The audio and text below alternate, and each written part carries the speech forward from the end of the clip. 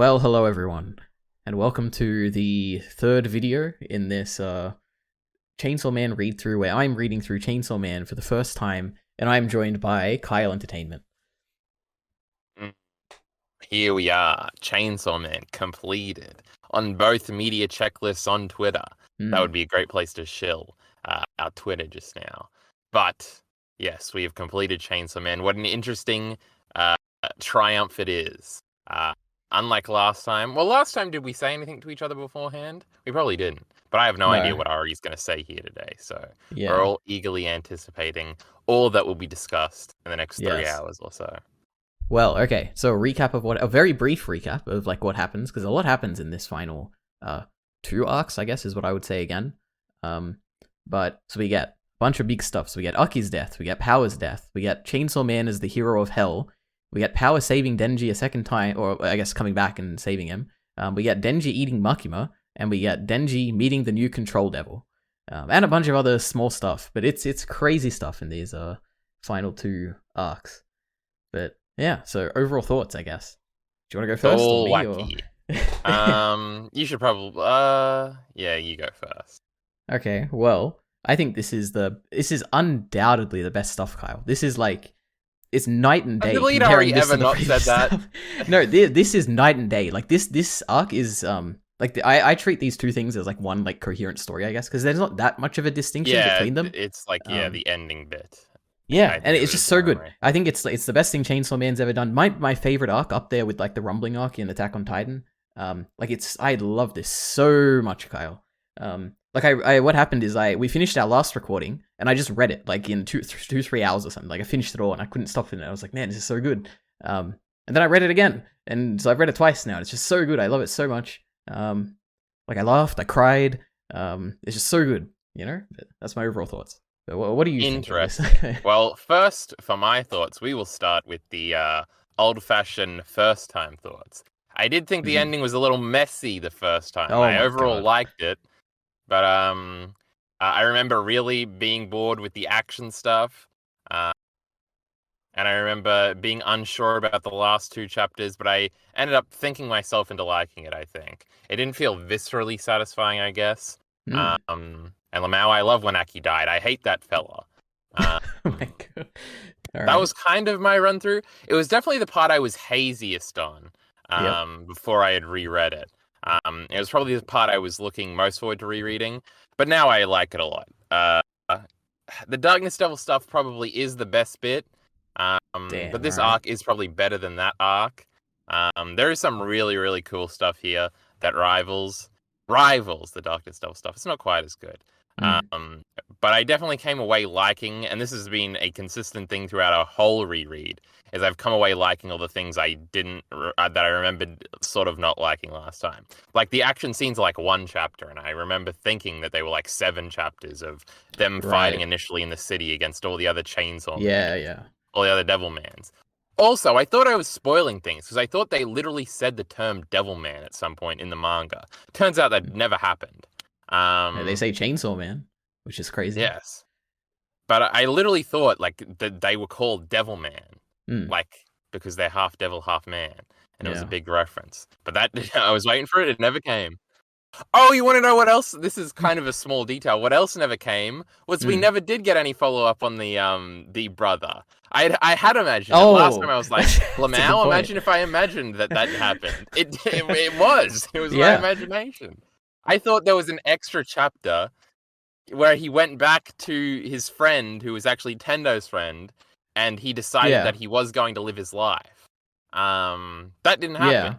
Well, we got that. Yeah, exactly, that last scene. I remember when I was reading it, I was like, oh yeah, Kyle says it gets wrapped up, and it just didn't. And then I completely forgot about it until now when you brought it up. That's so funny. Your memories lie to you, EliteAri. What can I say? Yep, true.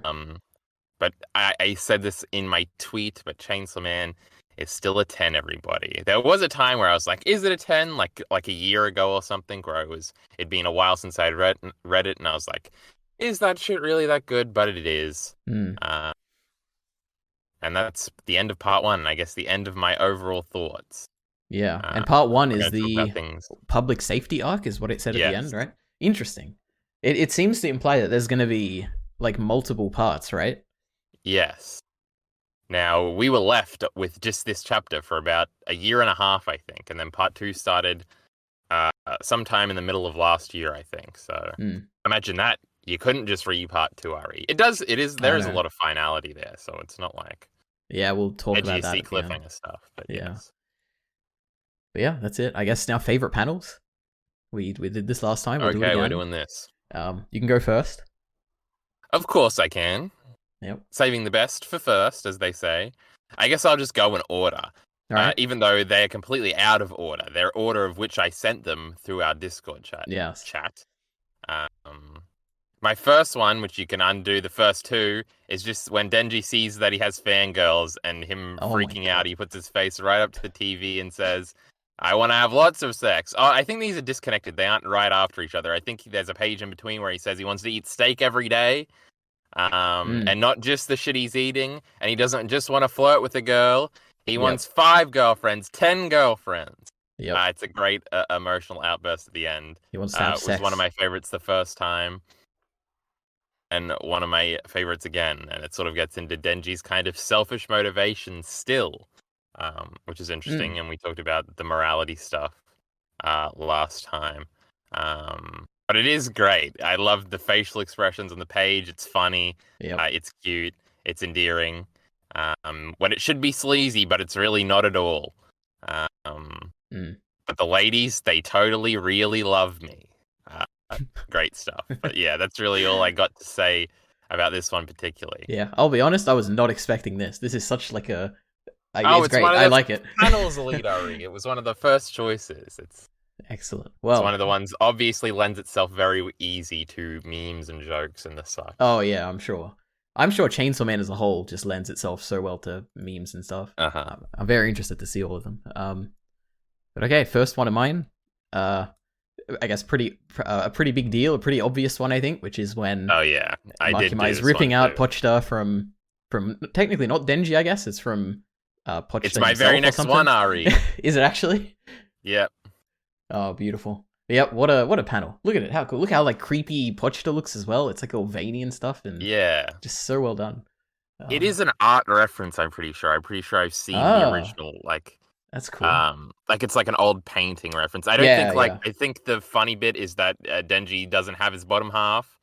I don't think in the original it's all bloody like that. It's just like the girl holding the genders might even be reversed, but it's like a loving held. What do you call it when you're holding somebody? I don't know. Being lovingly held. But obviously this is like an inversion and it's funny and it's it's like awesome.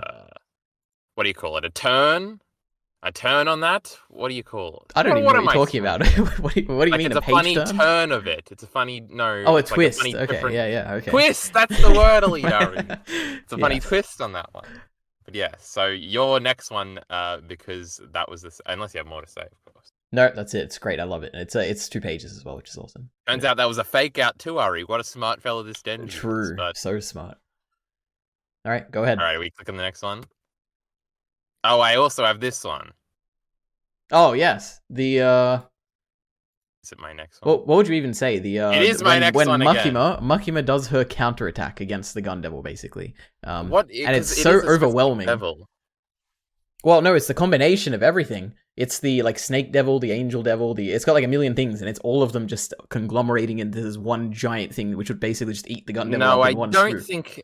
I think this is what I originally thought, but I don't think that's true. But you read it really? Twice. I think she's using all those other powers to summon this one devil, which might be because it is Tendo again. He has a very specific, and him and his sister have like the Justice Devil or something. Hold on, let's find this fucker. Well, there was a bunch of Yeah, because it is like Snake Devil activation and then like Sword, because she's got them all on the fucking list. It was Punishment, Snake, Future, Spider, Punishment and Angel. Might be what it is. Hold on, it's interesting.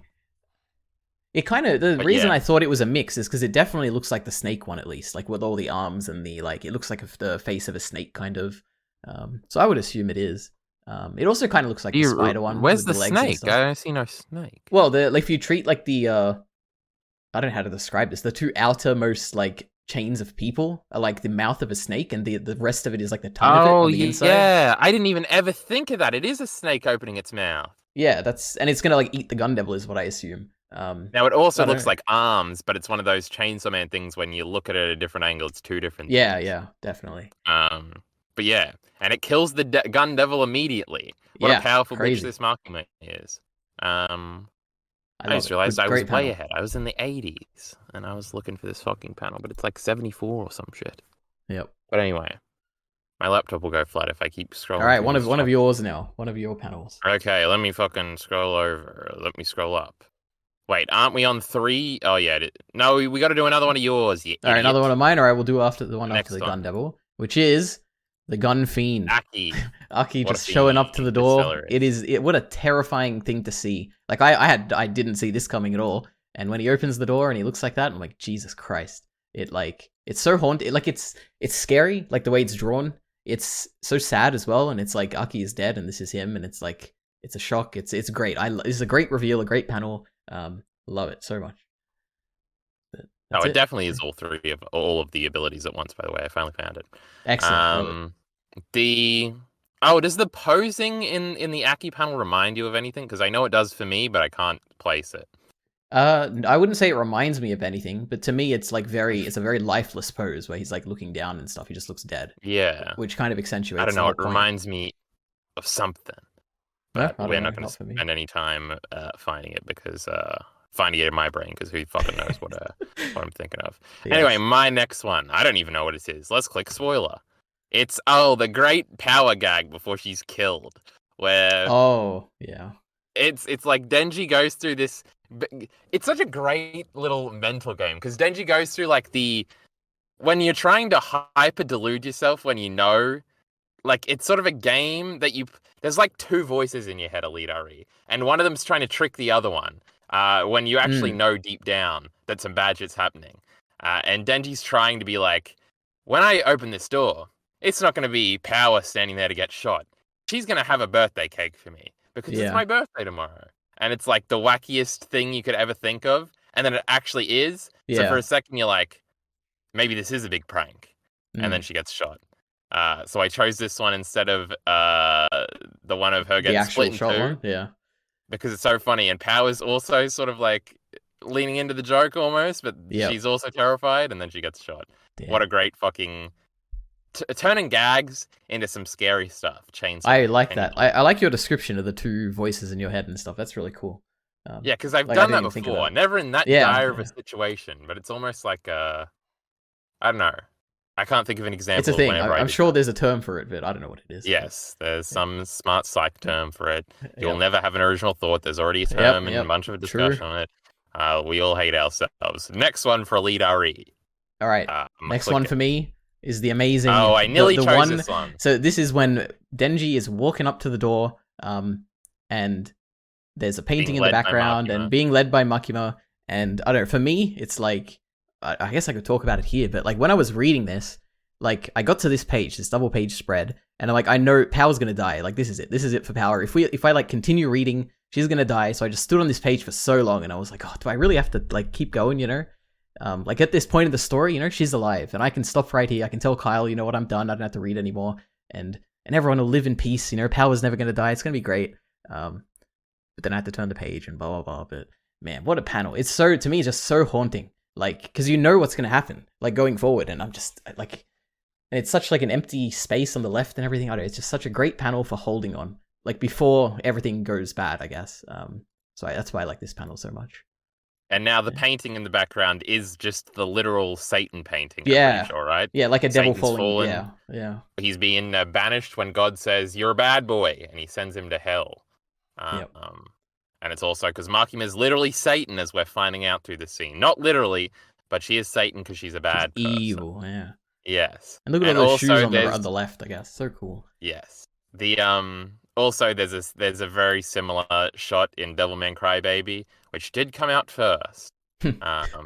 Wherein, well, I guess that's a spoiler, and it would even probably be no spoilers, in our Devilman reread that we're going to do soon. And by reread, you know how it goes. I'm rereading. Ari's going to read it for the first time. But it's not actually in the manga. But if I was to say the Crybaby thing and what it teases, that's a spoiler. The people understand. But yes, I think it might be a Devilman Crybaby reference. Well, that's exciting. Very 'cause I like similar in a this. lot of ways, Devilman and Chainsaw Man. Yes, but we'll leave that at that, I guess. On to my last one for my Yep. favoriteest panel. I don't remember what it is. Oh, Ooh. this is kind of a whole chapter one. What a chapter. I think it's 74 exactly, is when we finally get, because it's basically the Angel Boy's backstory. Mm. But it's sort of like the one I nearly chose from this chapter was when Aki sort of, because this is also the chapter where it's revealed, or maybe it's revealed. No, it is in this one where it's revealed that Makima is the control devil. Right. And there's the haunting like final realization where you're like, oh, it literally is going to be Makima's the bad guy. Like there's no shot. Because it's like so obvious that you're like, there's no way they're gonna actually do it, and then they actually do it. Yeah. But it's when Aki says, or when the Angel Devil and Aki sort of have this back and forth, where he's like, Makima, oh, you like her, right? And Aki says, pretty much. Why'd you fall for her? And then Aki says, why? And then it's like, huh? Why was it? And he can't remember. And it's a great like time stand still moment as he waves to her.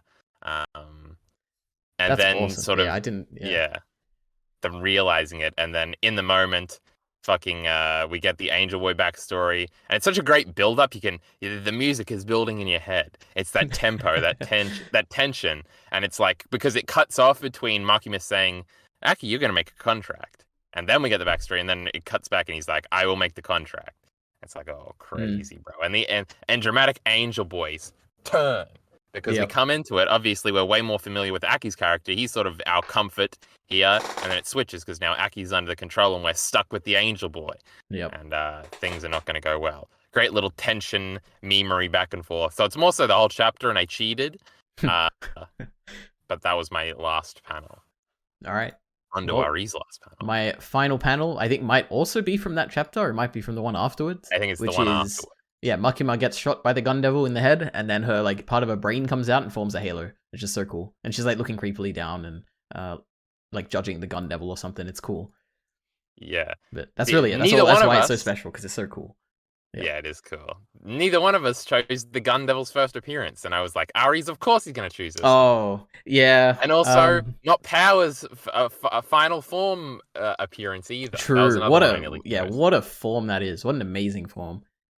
I'm sure we'll talk about it more when we get to it. Oh, by the way, completely forgotten we ever saw Power's final form. That was a shock to me when I saw it. I was like, I don't remember this at all. What was the thing I said before that? Oh, the gun devil thing. The gun devil. I think we should bring this up now because it's sort of like the biggest thing from this part of like thing on the internet everybody said after the chapter. You remember this from last week, right? What do you mean? Where it's like the meme things where it's like, oh, Arai is actually that dude. Oh, right. The arm spell Makima. It's like the thing that every YouTube video is going to tell you after you read the chapter. If we find when we start getting all the names when the gun devil is killing everyone, you get the name of everyone it kills. Coolest thing you ever saw. What a great way. I've gone way past it. It's in like 76, I think. Yes.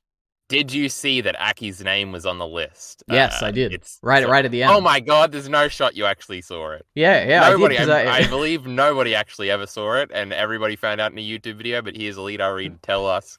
Well, I mean, in fairness, it wasn't like a random name in the middle of everything. It was like right at the end, and I was like, oh, these are probably the important names here, let me read all these. But yeah, it was sweet. I'm like, oh, I guess Aki's dead, and I just stood there for a moment. I'm like, man, poor guy. Yeah, it's sort of confirmed. Yeah, because I remember, because if you remember what I've been saying I didn't even realize there was a difference between fiends and devils the first time through. So I was like, Aki's not even dead. He's just like the fiend is like a devil. He became the gun devil. And I remember being confused. Like, why would Aki become the gun devil? Obviously, he died, and then the gun thingy his spirit went into his body, Lamau. That's how fiends happen. But I remember only after the fact of being like, oh, I guess Aki did actually die to the gun devil. And I remember only having that realization when a YouTube video pointed out that his name was on the list. Yeah, true. What a meme. No, it's great. We'll talk about it more, but the names are so cool. Just having them all in that big chapter, man. And the anime's already set up that they're not going to do it. What a shit fucking motion cartoon. No, they'll do it. Don't worry. Watched it first. Well, they didn't do it the first time. Well, it was the time. Yeah, there were no names last time, right? They'll do There it. ain't Don't gonna be worry. no names. This is such an Howard. okay. No.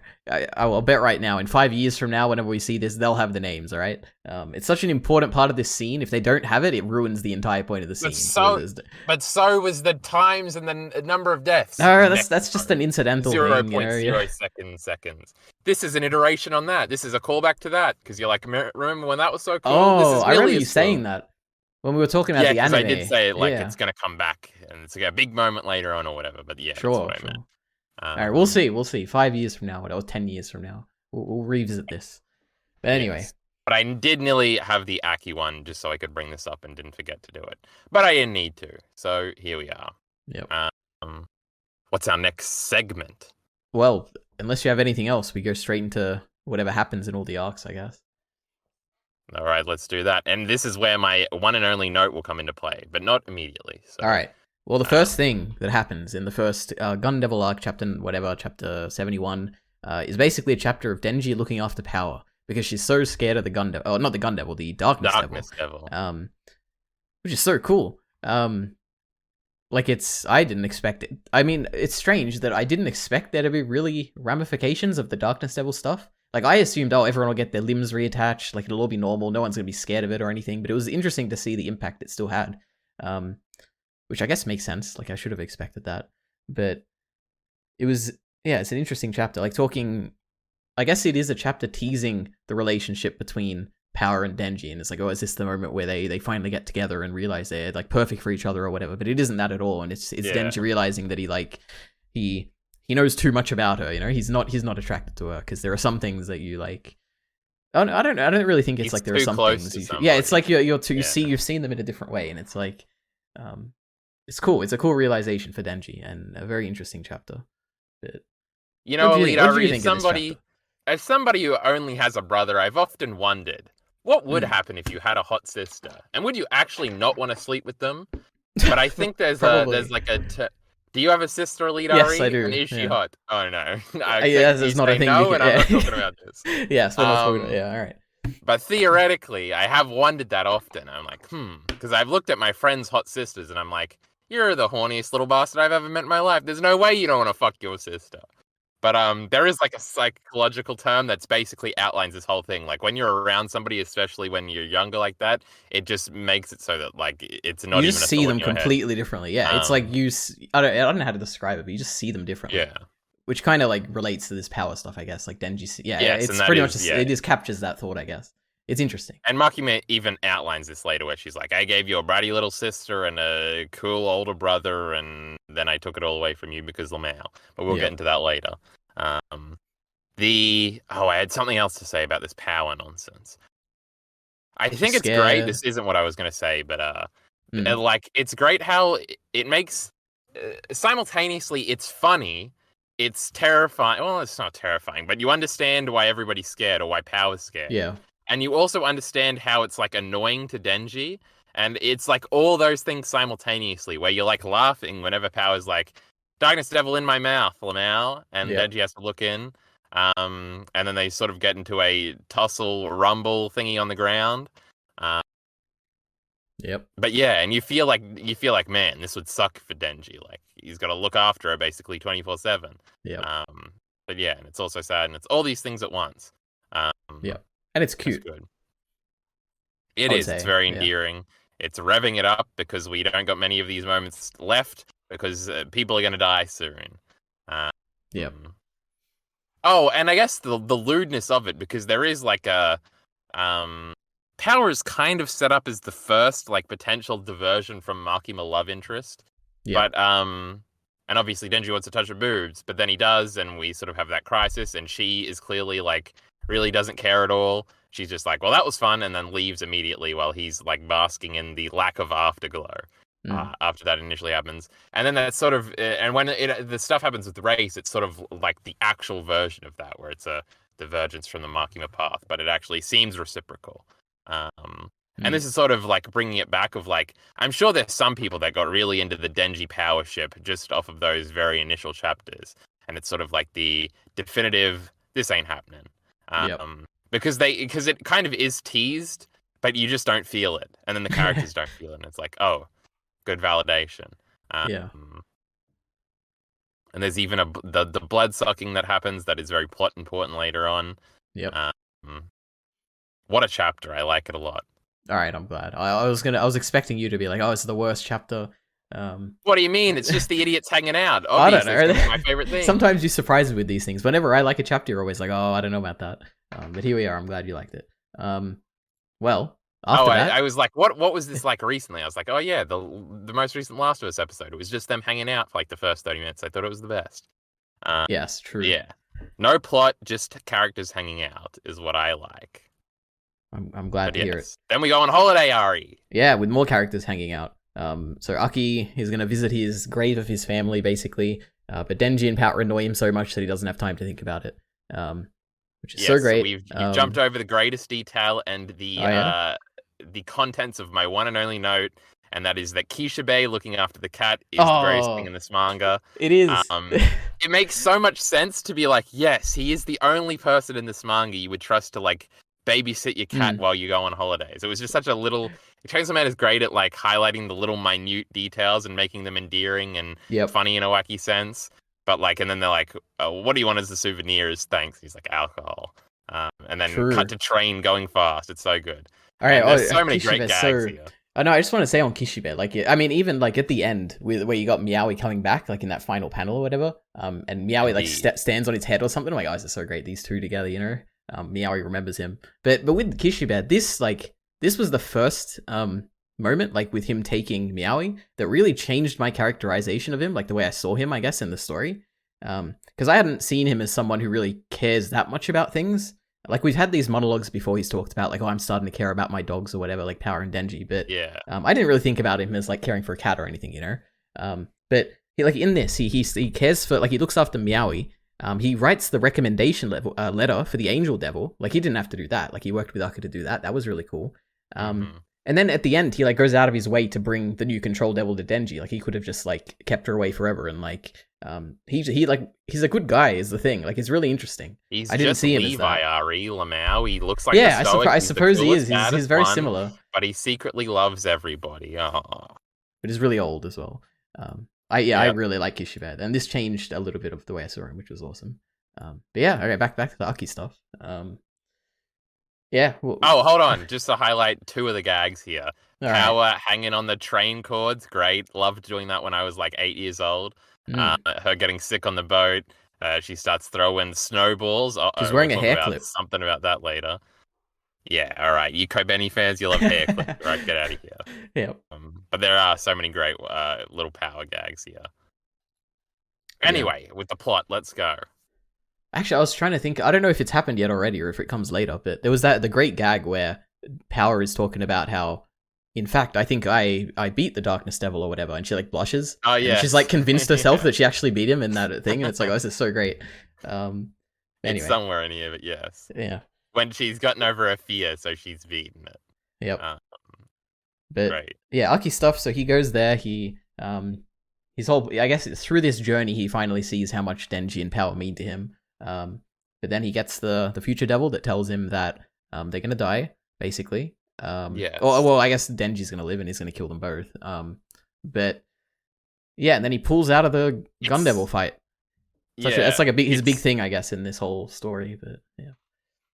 It's such a great little like meta setup thing of like you and Power are gonna die because obviously Denji's not gonna die. He's the main character, so it's like added stakes because it seems believable that that could potentially happen, and it does end up happening. Well, not really, as the future devil says. Denji doesn't kill Power, but she dead anyway. So yeah.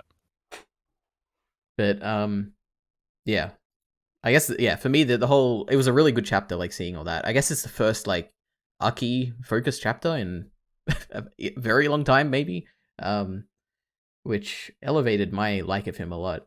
But then, so he pulls out of the Gun Devil fight, which was, I never would have seen that coming. I like, it's such a obvious thing, right? That he, like, his point of the story will be he'll see his friends and he'll overcome his grudge or whatever, but I didn't see that coming and it works really well. He talks to Kishibe about it.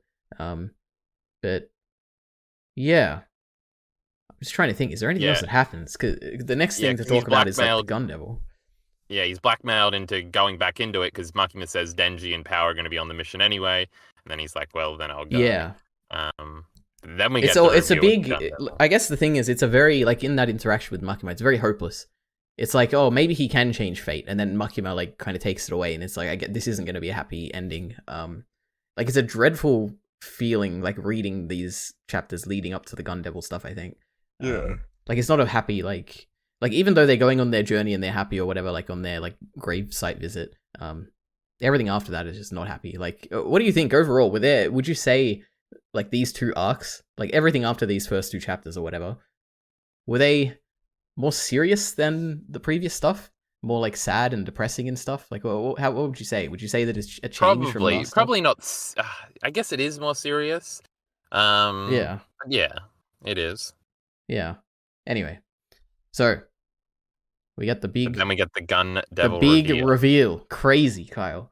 Now, and just to preempt this, because you're going to go into it anyway, but this was one of the very first things me and Miller speculated on what you would think. Because I remember we distinctly had a conversation at the very beginning. He's like, "Oh, the Gun Devil mystery is so great," and me and Ari are like, and me and Miller are sitting here like, "Anticlimax coming. Is EliteAri going to be pissy about it?" And we had a speculation about it. I said you'd like it. By the way, oh, I love it. I mean, this was the least shocking twist, I guess, like of everything that happens in this stuff, because like it was kind of my leading theory, time, right? Yeah, I thought like it was kind of off. Like I thought we also don't know how he got killed or whatever, or how he got killed, but I assumed okay, so him and Pochta fought, and then he ended up in the Soviet Union, and the Soviets got him or something. But it was kind of similar to what I thought, but it was a bit different in that like all the different countries have their own like parts of the Gun Devil, and I assumed the Gun Devil was like still alive but just weak, and like working with the Soviets, but it seems like they have like total control over the parts of the body and stuff. But yeah, so I guess for anyone who doesn't remember, the actual reveal is that the Gun Devil has already been defeated and it's been captured. It was found by the Soviets initially, and there's 28% of the body is by the Soviets, 20% in America, 11% in China, 4% in other countries, and then the rest of it is just scattered with devils around the world. And it's like, yeah, it is the ultimate like anticlimax, I guess, which is really cool. I really like that. But what did you think the first time you read it, or even now? I guess does it annoy you, or you like it, or? I honestly don't remember what I thought. I didn't I wasn't upset about it or anything, but I don't remember how shocked I was. Yeah. I was probably reading it quickly, and I saw the Gun Devil like 10 minutes later, so I wasn't even disappointed that we never got to see it, because obviously we do get to see it. I do wonder what people thought, like when week to week or whatever they'd been reading for years, and it's like, oh, here's the Gun Devil. It's all over. Well, this thing only lasted 2 years, right? So. Oh yeah, I guess that's true. Yeah. Well, less than 2 years, because 52 plus 52 at EliteAri is actually 104. What are you, fucking stupid? That's crazy. You might have taken weeks off. You know, you never know. You probably did, huh? Yep. What a hack. Yep. Isayama what a great 1 man. month off.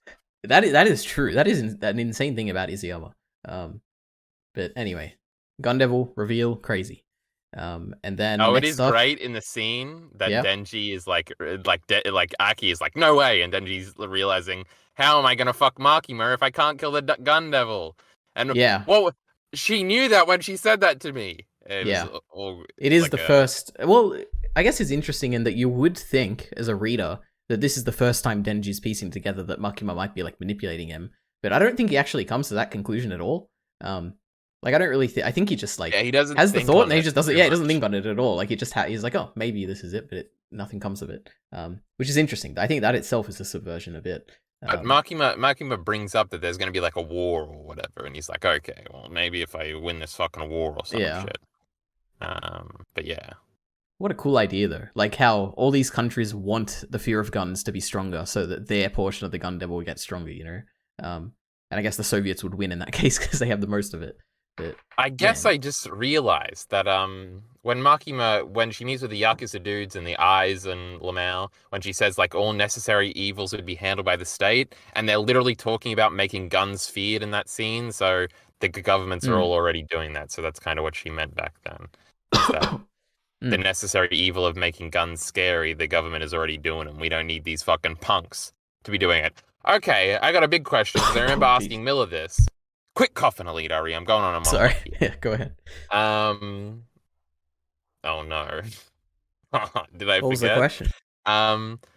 Did I forget the question? Oh, what the fuck was going on with Sawati or whatever? How was she getting the guns? Oh, I think they do explain that here, because I remember thinking when we got to that reread, like, if Makima if she was behind the whole thing, what was the go there? So I was actually going to ask this to you because I also my guess was that Makima basically set all this up, and she was whenever we're referring to the Gun Devil having deals with people, I just assumed it was Makima controlling those people, or even just pretending to be the Gun Devil or something. But I guess she could I have don't just know. set it all Like, up now. But like Sawati is like freaking out when Makima's not there. Like, oh no, it's Makima. She's doing this. I hate that bitch or something. yeah, Um, that is true. n- I don't know. This is a question for the kind of comments or someone remember. listening right now. Yeah, don't worry. Miller will tell us. Yeah. I guess I'm just looking at my question section. My other question related to that was, I think, even more questionable because there's Sawatari or whatever, but there's also the Eternity Devil, who was like directly like wanted to get Chainsaw for the Gun Devil. It's just interesting, like how it didn't was Makima controlling them? Like, it's interesting. I don't know. Because Makima isn't controlling the Gun Devil because the No, president yeah summons it to kill her. yeah. And I guess she has control over it. No, I guess maybe it just went into Aki Well, of its own will. The thing is, there definitely weren't contracts with the Gun Devil because that was all a lie, and she says that. But we don't know who was in the place of the Gun Devil in those contracts. Then, like, we don't know if it was if it was the Soviets or something, or if it was Makima Is there not a line where somebody's like, actually getting guns isn't that hard? Like, doesn't Makima say that in that initial, she says that reveal? like all the governments in the world are already manufacturing guns, and it's pretty easy to get. Like, we've already done it here or whatever. Like, she maybe it was just a random Japanese like government program that Sawati was in on. But isn't kind of the implication that Makima is controlling the whole Japanese like side of things here? Well, she has a contract with the Prime Minister, so you would assume she has control over the government and stuff. Well, she literally has control over anybody if she can get near them, I guess. Well, she sees them as lesser, right? Yeah. And because she does beat the Gun Devil, right, pretty easily. Yeah. So she could just control it. Maybe she did. She probably did make it go into Aki, right? To fuck with Denji. Well, I guess it is left open-ended. That's the way I see it. Because otherwise, like, I don't... Do we want to talk about this now, or should we get up to that? Talk about it? I don't know. All right, let's keep going with what we're doing chronologically, and then we'll talk about it later. But yeah, so I guess the Gun Devil reveal, and the next stuff that happens is the beach stuff you were talking about before, where like Makima is at the beach basically waiting for the Gun Devil, because she knows that I don't know, it's a bit like the way I took it. It's open to interpretation. Is that she knows that she was hoping basically that this mission that she was planning would actually work out, and they could get the Gun Devil, and she could control it and everything. But it seems like the information leaked, and she thought there's a good chance this could happen.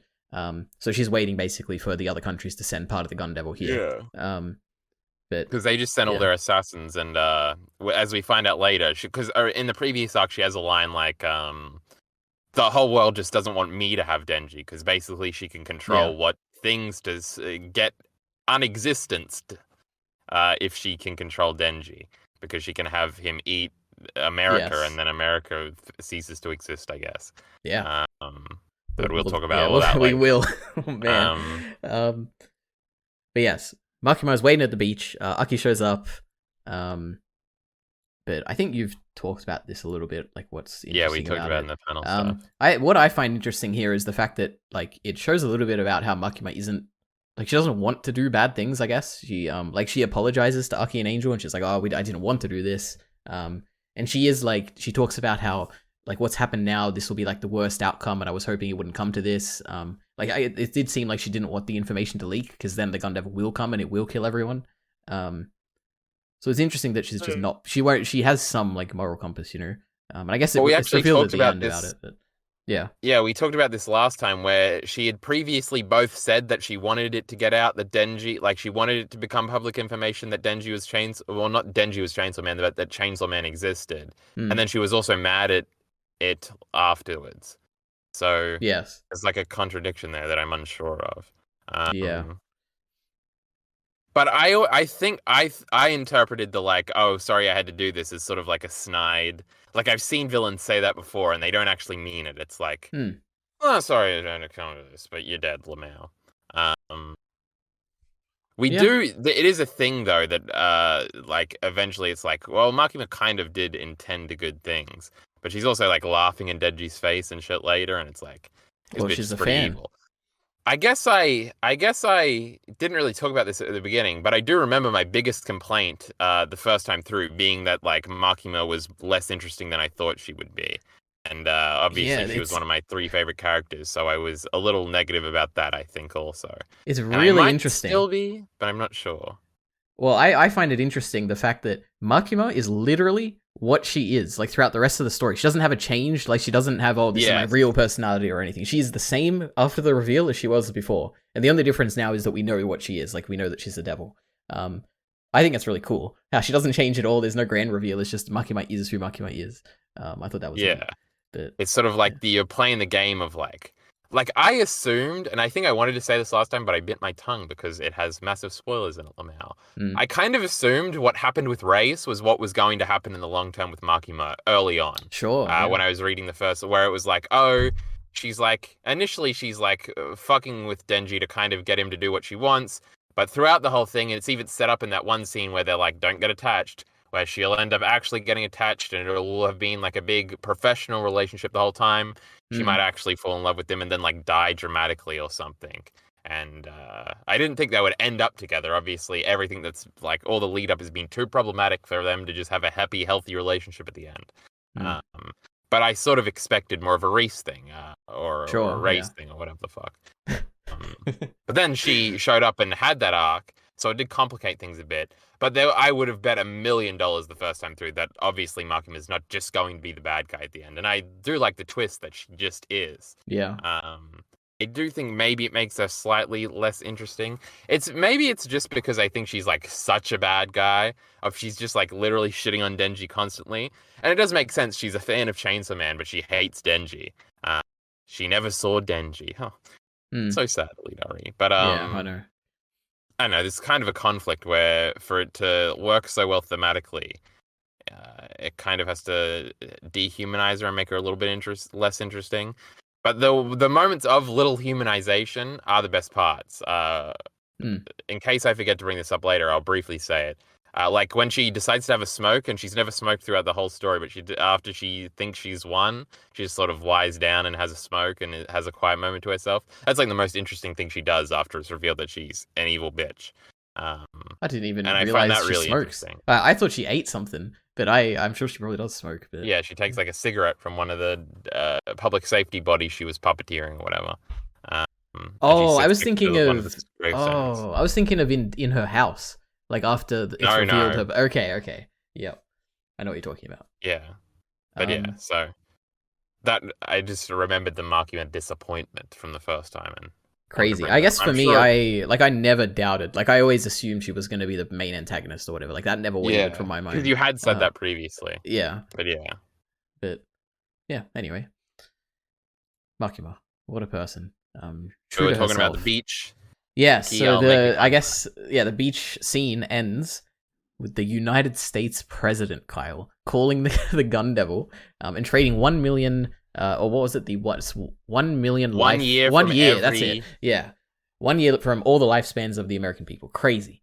And it's just so cool because like he gives a speech about like how she's the control devil and we're America. You know, we're all about freedom and we're like the anti-control devil. And it's like hell yeah, go America. And in my head, I'm like, yeah, America's the greatest, isn't it? Look at all this freedom and stuff. But yeah, and it also is an interesting implication about like how it seems like we know that Makima has like a contract with the Japanese prime minister, and it seems like the United States like president has a contract with the gun devil, and it's like, oh, do all these like leaders have contracts with devils and then also with those contracts they can like gamble with the lives of the people that they like rule over? It's like an interesting law thing. First of all, the funny meme that obviously the American president has a deal with the gun devil now is obviously funny. I didn't even pick that up. Level, yeah. That is funny. On a second level, because I think me and Miller talked about this. It's sort of whoever you are responsible for, it seems like you can gamble with their lives. But you have to actually care about them. I think me and him might have talked about this in reference to the whole doll stuff last week. And why he was or she was able to sacrifice the kids or whatever. It seems, and because like you're responsible once you adopt kids for the kids. Yeah. And because it's sort of because the American president here, like obviously this wouldn't work if he didn't actually care about like his people, I Sure, guess. yeah. But yeah, because he thinks this is in their best interest, or it probably is. It doesn't end up working, but yeah. Yep. It's a great scene. There's a similar scene in Death Note where the U.S. president basically bows down to Kira or whatever, and it reminds me of that. It's always interesting when uh, the anime references like the president of America and stuff like that. It's interesting. Yep. Um, Do you ever, in that situation, do you feel like I have this weird sense of like feeling like I'm an American, you know? Like this is a Japanese There is story, an and I can't oddness to empathize with that. being Japanese, but I consume all this like American media or whatever. When I'm on the internet, Yeah, it's all I American have the stuff. Like exact I'm same American, feeling. hell yeah! Look, my president is here on the screen, even though I'm not American. I don't Yeah. care about the politics in America or whatever. But it's just funny. Yeah. It is like yeah, that's us, but it's Yeah. not. Literally, it's not. Yeah. And it is sort of like a yeah, we care about freedom, and it's like Yep. I guess not as much as America, kinda, but yeah, Yep. crazy. But then yes, so we got the Gun Devil plan to come here, 1 million life or 1 year of lifespans. And then we get the reveal that Makima is the Control Devil, which I had no idea. Like it's just it's an interesting it's not a big deal. Like it just happens. It's dropped. Like, oh, she's the Control Devil, and it keeps moving on. I'm like, oh, interesting. Like the It's kind closest. of a big deal. Well, is it? I don't know. Like, did you interpret it as like a page stopping Yeah, I thought it moment was where like you a see it and you massive like stay there? reveal. Interesting. It's like one of the Okay. things you're wondering, like the whole story about. What the fuck is Makima's power? And that she's actually the Control Devil. I don't know Yeah. how that ends up with her being able to shoot bang out of her fingertip. Yeah, true. But it's cool. It is like cool. Control. Yeah, that is what we feel, Lamau. It's like Yeah. a deep, like She's like a gun devil, but not really, you know. But wait, does she do that before she? Yeah, she does do it before she gets the gun devil, right? Oh no, she yeah, doesn't. 'cause she assumingly she did it on. Well, no, she did do it to the Darkness Devil, but she also assumingly did it to people on true. the train. Yeah. Yeah, etc. Oh, she would have done it. Yeah. Oh my god, it's all coming together, Kyle. The train people from ages ago. Okay. Yes. The Then we Control see like a Devil. choir singing, and they all get shot. Yeah. What? All right, let's talk about that one chapter or whatever. It's I don't know if it's all one chapter or two chapters or whatever, but It's like two. it's so chapters, cool, Kyle. Like It's the I don't know, best. it's so like artistic and like they got all these names and it's like playing with the structure of like the pages and everything and it's so cool. Like as a single chapter, it's one of the best in this whole thing. It's so good. Chainsaw Man loves fucking around with the design of manga and form is content. Lamau, we bring it up every time. True, I need to watch that It's video. all great. We've explained it better than the video does, Lamau. I guess. Yeah, go ahead. The Gun Devil design. Well, I guess That's we what I was don't gonna wanna move say. on to this. Well, I want to say we It's should so talk cool. about it. Yeah, it's not at all what I was expecting. It's like the I was expecting a subversion in the. I guess the real subversion was in the like story stuff, but I was expecting a design subversion. But it was literally like the most giant extreme, gun, like dude, yeah, the bro. most extreme Fucking thing you could sick. imagine about a gun. It's a giant thing. It's got a million guns. It's got like faces inside it. It's just so cool. Yeah. It looks just like Barrel Dragon from Yu-Gi-Oh! Kinda, and that's the coolest Yu-Gi-Oh! Card, so it's fucking sick. Wow, bro. I'll take your word for it. Yeah. I think I posted in the Discord, so you probably did see me post Barrel Dragon. But yeah. I probably thought it was some goofy Pokemon thing. Well, it was on a Yu-Gi-Oh! Card, but yeah. Anyway. Doesn't it look like Barrel Dragon, chat? You know. Yeah, all the big Yu-Gi-Oh fans in this audience. Everybody loves Yu-Gi-Oh, alright? Yes. The all the faces are crazy too, bro. What the hell? Reminds me of a Devilman thing, but and it has the what do you call it? The ammo or whatever coming down first before you see the design. Yes. And I'm like, oh, it's from the anime. It's from the opening. I've seen this. Oh yeah, it is in the anime opening. Yes. Yeah. Anyway, it comes down, looks cool, kills a lot of people. With an interesting like thing where it's like if you're born in this month, like you get a shot in the head if you're It didn't male or have something. July. I was saved, EliteAri. I looked. Oh, I was dead. Whatever it was. I think it was the majority of months though. There were only like 2 or 3 that Yeah, there were like weren't there, 3 which is that were interesting. missing. We got January, February, March, May, June, August, September, November, or December within approximately 1 kilometer killed. Crazy.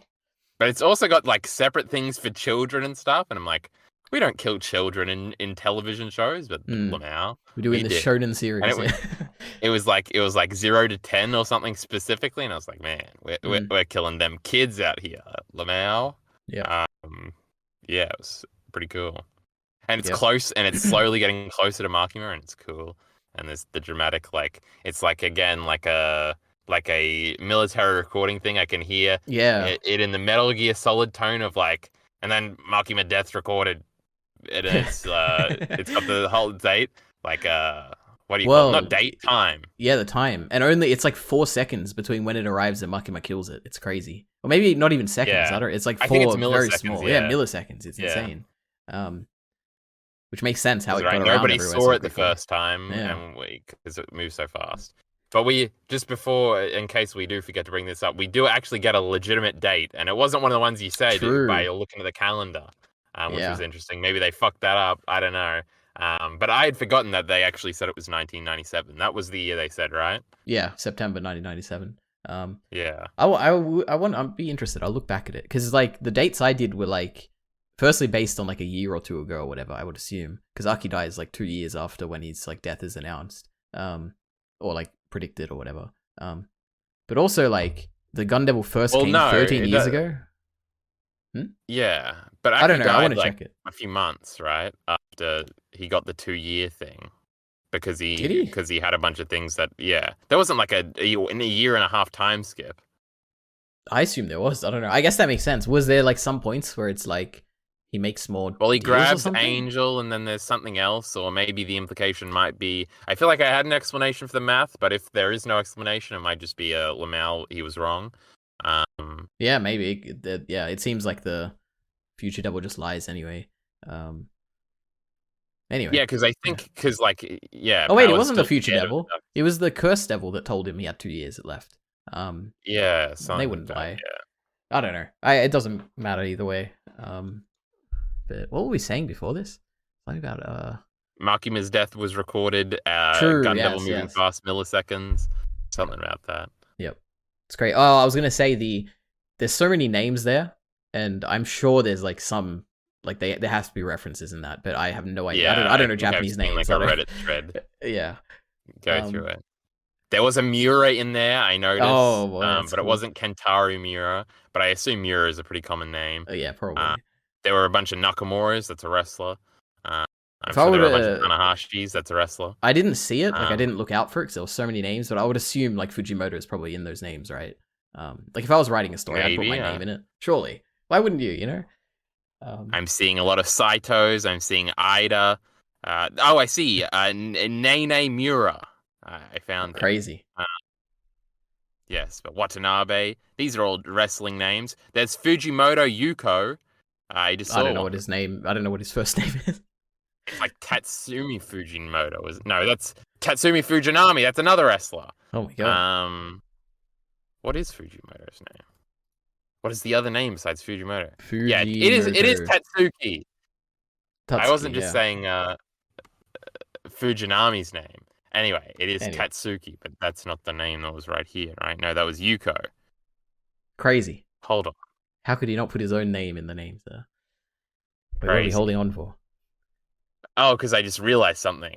But I can't say it because it's a part 2 spoiler. Oh my god. I thought we were done with all these Yuko spoilers. Fujimoto. Crazy. Alright. Anyway. Okay, so I guess that happens. The Gun Devil comes, Makima kills it, like we talked about before. Fuck them, piss easy. This Gun Devil ain't shit. Makima's the strongest. I guess defeated immediately. But not as strong as the Darkness Devil, remember? I think I was on that side of that argument last week. Yeah. Let's talk about that, actually. I guess seeing more of Makima, knowing what she is and everything, it very much does seem like the Darkness Devil was stronger. Like last time I was very adamant where I'm like, yeah, Makima's obviously winning here. But what is with her deal? Like, she can't die physically. But why can't she die physically? Like, did they ever explain that?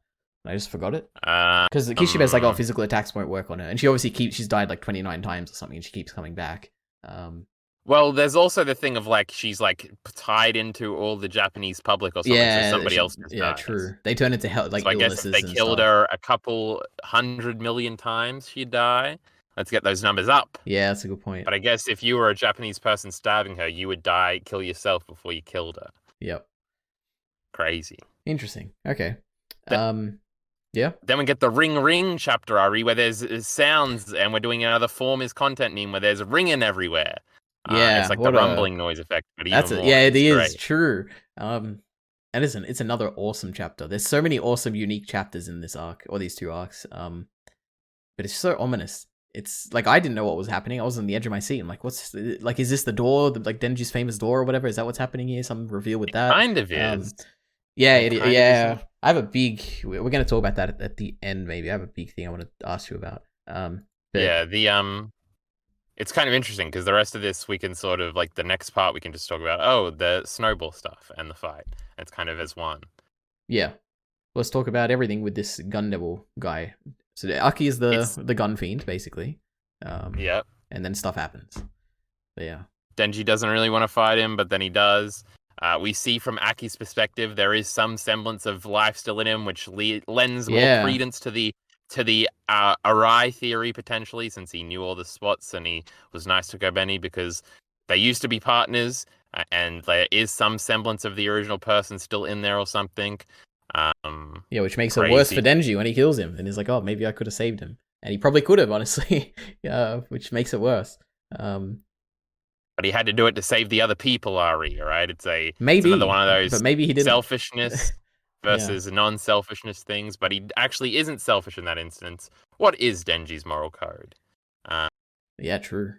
But what was interesting about the like there's a small thing they do in the previous chapter which kind of sets this up really well, I think. Like the whole Aki could have been saved, which is that like we get this brief moment of the angel devil breaking free of like Makima's control. Where it's like, oh, so there was a chance for Aki. Like maybe Aki could have broken free from Makima's control here. It's just so interesting. Like he didn't have to put that there. Like it could have just been like, okay, well, there's no saving Aki because he's under her control, and once you're under her control, you're already dead, and there's no hope. But there was hope, and it just makes it worse for Denji in that case. There is a lot of uncertainty with like the hard and fast rules and a lot of this late stuff, because even with like Denji eating Makima to kill her, which does work. They're like Kishibe is like, I have no idea if this is gonna work. She could just reanimate like inside you and then take over your body or some crazy shit. They're like speculating. Yep. This is like no one's gonna understand this, but I sent you an emoji when I was reading, and that was when I found out that Denji ate Makima, and I was like, "What? This is crazy! I can't believe this." Oh, I do remember the emoji. Yeah, I was like, I can't send anything. I just have to send this like face. I have to say something to someone. The fact that he just ate her, I did not see this coming. It was crazy. Yeah, it is crazy. Back to Gun Devil stuff. My favorite fight in anything EliteAri is that Obito versus Kakashi Naruto fight, where it's all one big match cut. Them fighting as kids, then them fighting into adults, and then the flashback crosses over and they pull back their younger versions who are about to do a handshake, and instead they stab each other because of how far they fall in EliteAri. Greatest fight of all time. You're gonna... People listening right now, there's another thing that I've seen and you haven't that does that, and it's gonna be interesting when you watch it eventually. Well, what is it? Is it arcane? Or it is arcane. It's arcane. You'll see it one day. Stole it from Naruto, the greatest anime of all time. Yep. But this is kind of similar. We see from Aki's perspective, it's sort of the callback to his backstory when they were going to throw... No, they did throw snowballs. They were going to play catch. Yeah. And it is a little thingy, and you see it from both perspectives, and it's crazy, and it's hyper dramatic. And some people might say it's sad. Not really me, This Aki pretty, whatever. No way. You need to get over your irony here and your sarcasm. Surely you thought this was sad, right? This like Aki death. A little bit. Oh, I mean, it's not sad. It's like cool and dramatic and good. Oh, okay. Really so you're not saying about like what about the whole? Like, are you talking about the fight, the way the fight's done, or are you talking about like how it ends up? I'm talking about the whole situation. Okay, I think the whole situation with Aki dying is one of the most depressing things I've read in any story ever, in my opinion. Like it really stuck with me. A lot of people do agree with you. Yeah, it really stuck with me. The fact that like Denji kills him, that Aki was like this is finally when Aki had actually realized that these are his friends and he wants them to choose them over everyone, and he completely fails in his mission. He becomes the enemy that everyone is fighting. It is like a grand tragedy type thing. Yeah. Yeah. But there is like that solace bit where the last shot is of him and his little brother playing catch because they're both dead now, so they get to play catch together. Isn't True, yeah. But not for Denji, because this death is what did the future devil say? It's like this is the worst death Yeah, for it was. the Chainsaw Boy or something. Yes, his prophecy. There's a twist on his prophecy where he says, Harikawa, you died in the worst possible way for the Chainsaw Man boy. Yeah. Now, I misinterpreted this all the way until about 2 hours ago when I was looking for my panels, where I was like, he died for him literally, like he died for him somehow. And I was like, that doesn't make any sense. He has no control. He's a gun fiend. Yeah. But it's like, oh no, it's the worst way for Denji, because Denji's going to be depressed and sad now.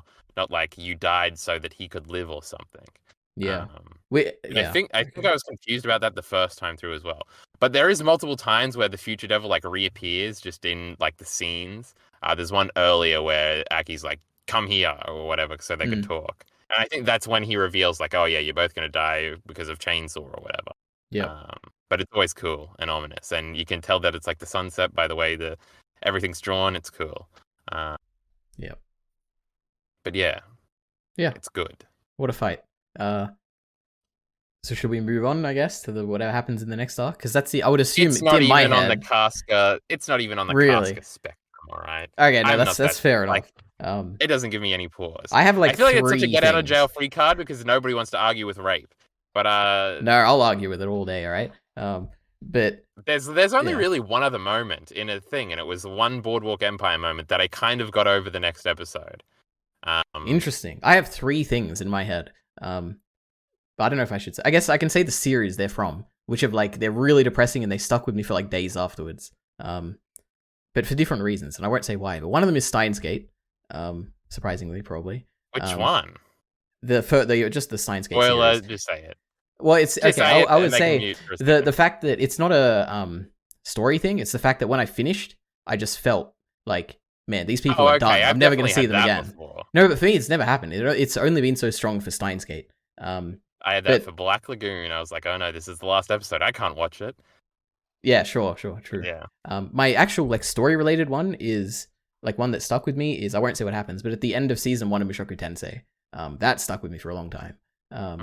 But yeah, and then now the third one is when there's 2 of them, but when Aki dies and when Power dies as well.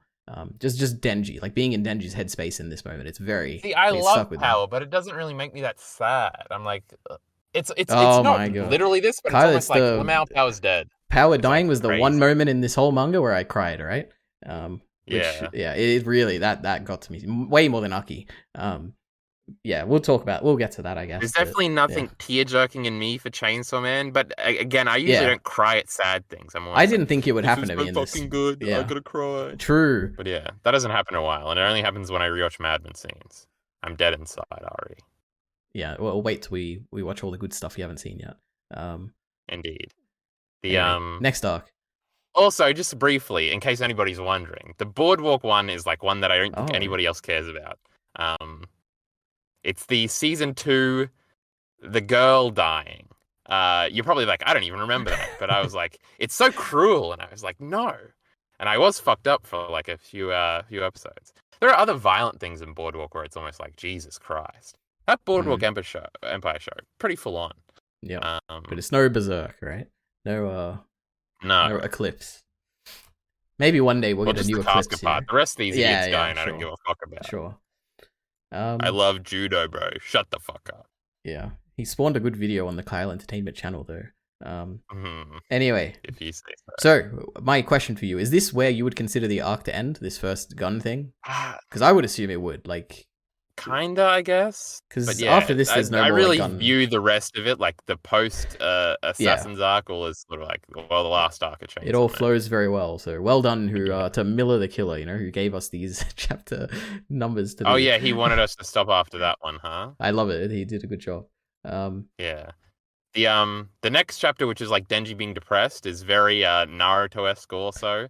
There's after a big death in Naruto, there's a big thing of Naruto being really depressed. He cries while trying to eat an ice cream on a bench, and Denji also goes to like a servo. Translate servo into American, Ari. Gas station. I was gonna say petrol station, but I guess I don't know. Gas station. Yeah, they don't say petrol, right? Yeah. They're fucking morons. True. Gasoline. But I it want is, to wait. I it's want like to counter you before you continue on though. Oh, maybe actually no. Keep going, then I'll counter you on something. just with the rest of my Naruto example. It is funny in that episode. Naruto just goes to like a servo, and it feels kind of out of place because Naruto does that a lot, where it has like they have sort of modern technology in this old ninja aesthetic, and sometimes Hmm. they clash a little bit, and it's a bit of a meme. But yes, he goes to a very modern looking servo.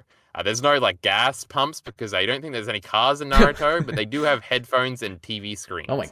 god. And like digital TV screens, not like old school, like this is the 50s and cars don't exist, even though cars existed way before TVs, obviously. I Hmm. know that, chat. Shut up. But yeah, there's a lot of meshing like that because in one of the first episodes, somebody has like an earpiece in and they're communicating. It's Hmm. wacky, but it is sort of off-putting that Naruto ends up in a servo and then cries, but Denji literally sits on a park bench with an ice cream.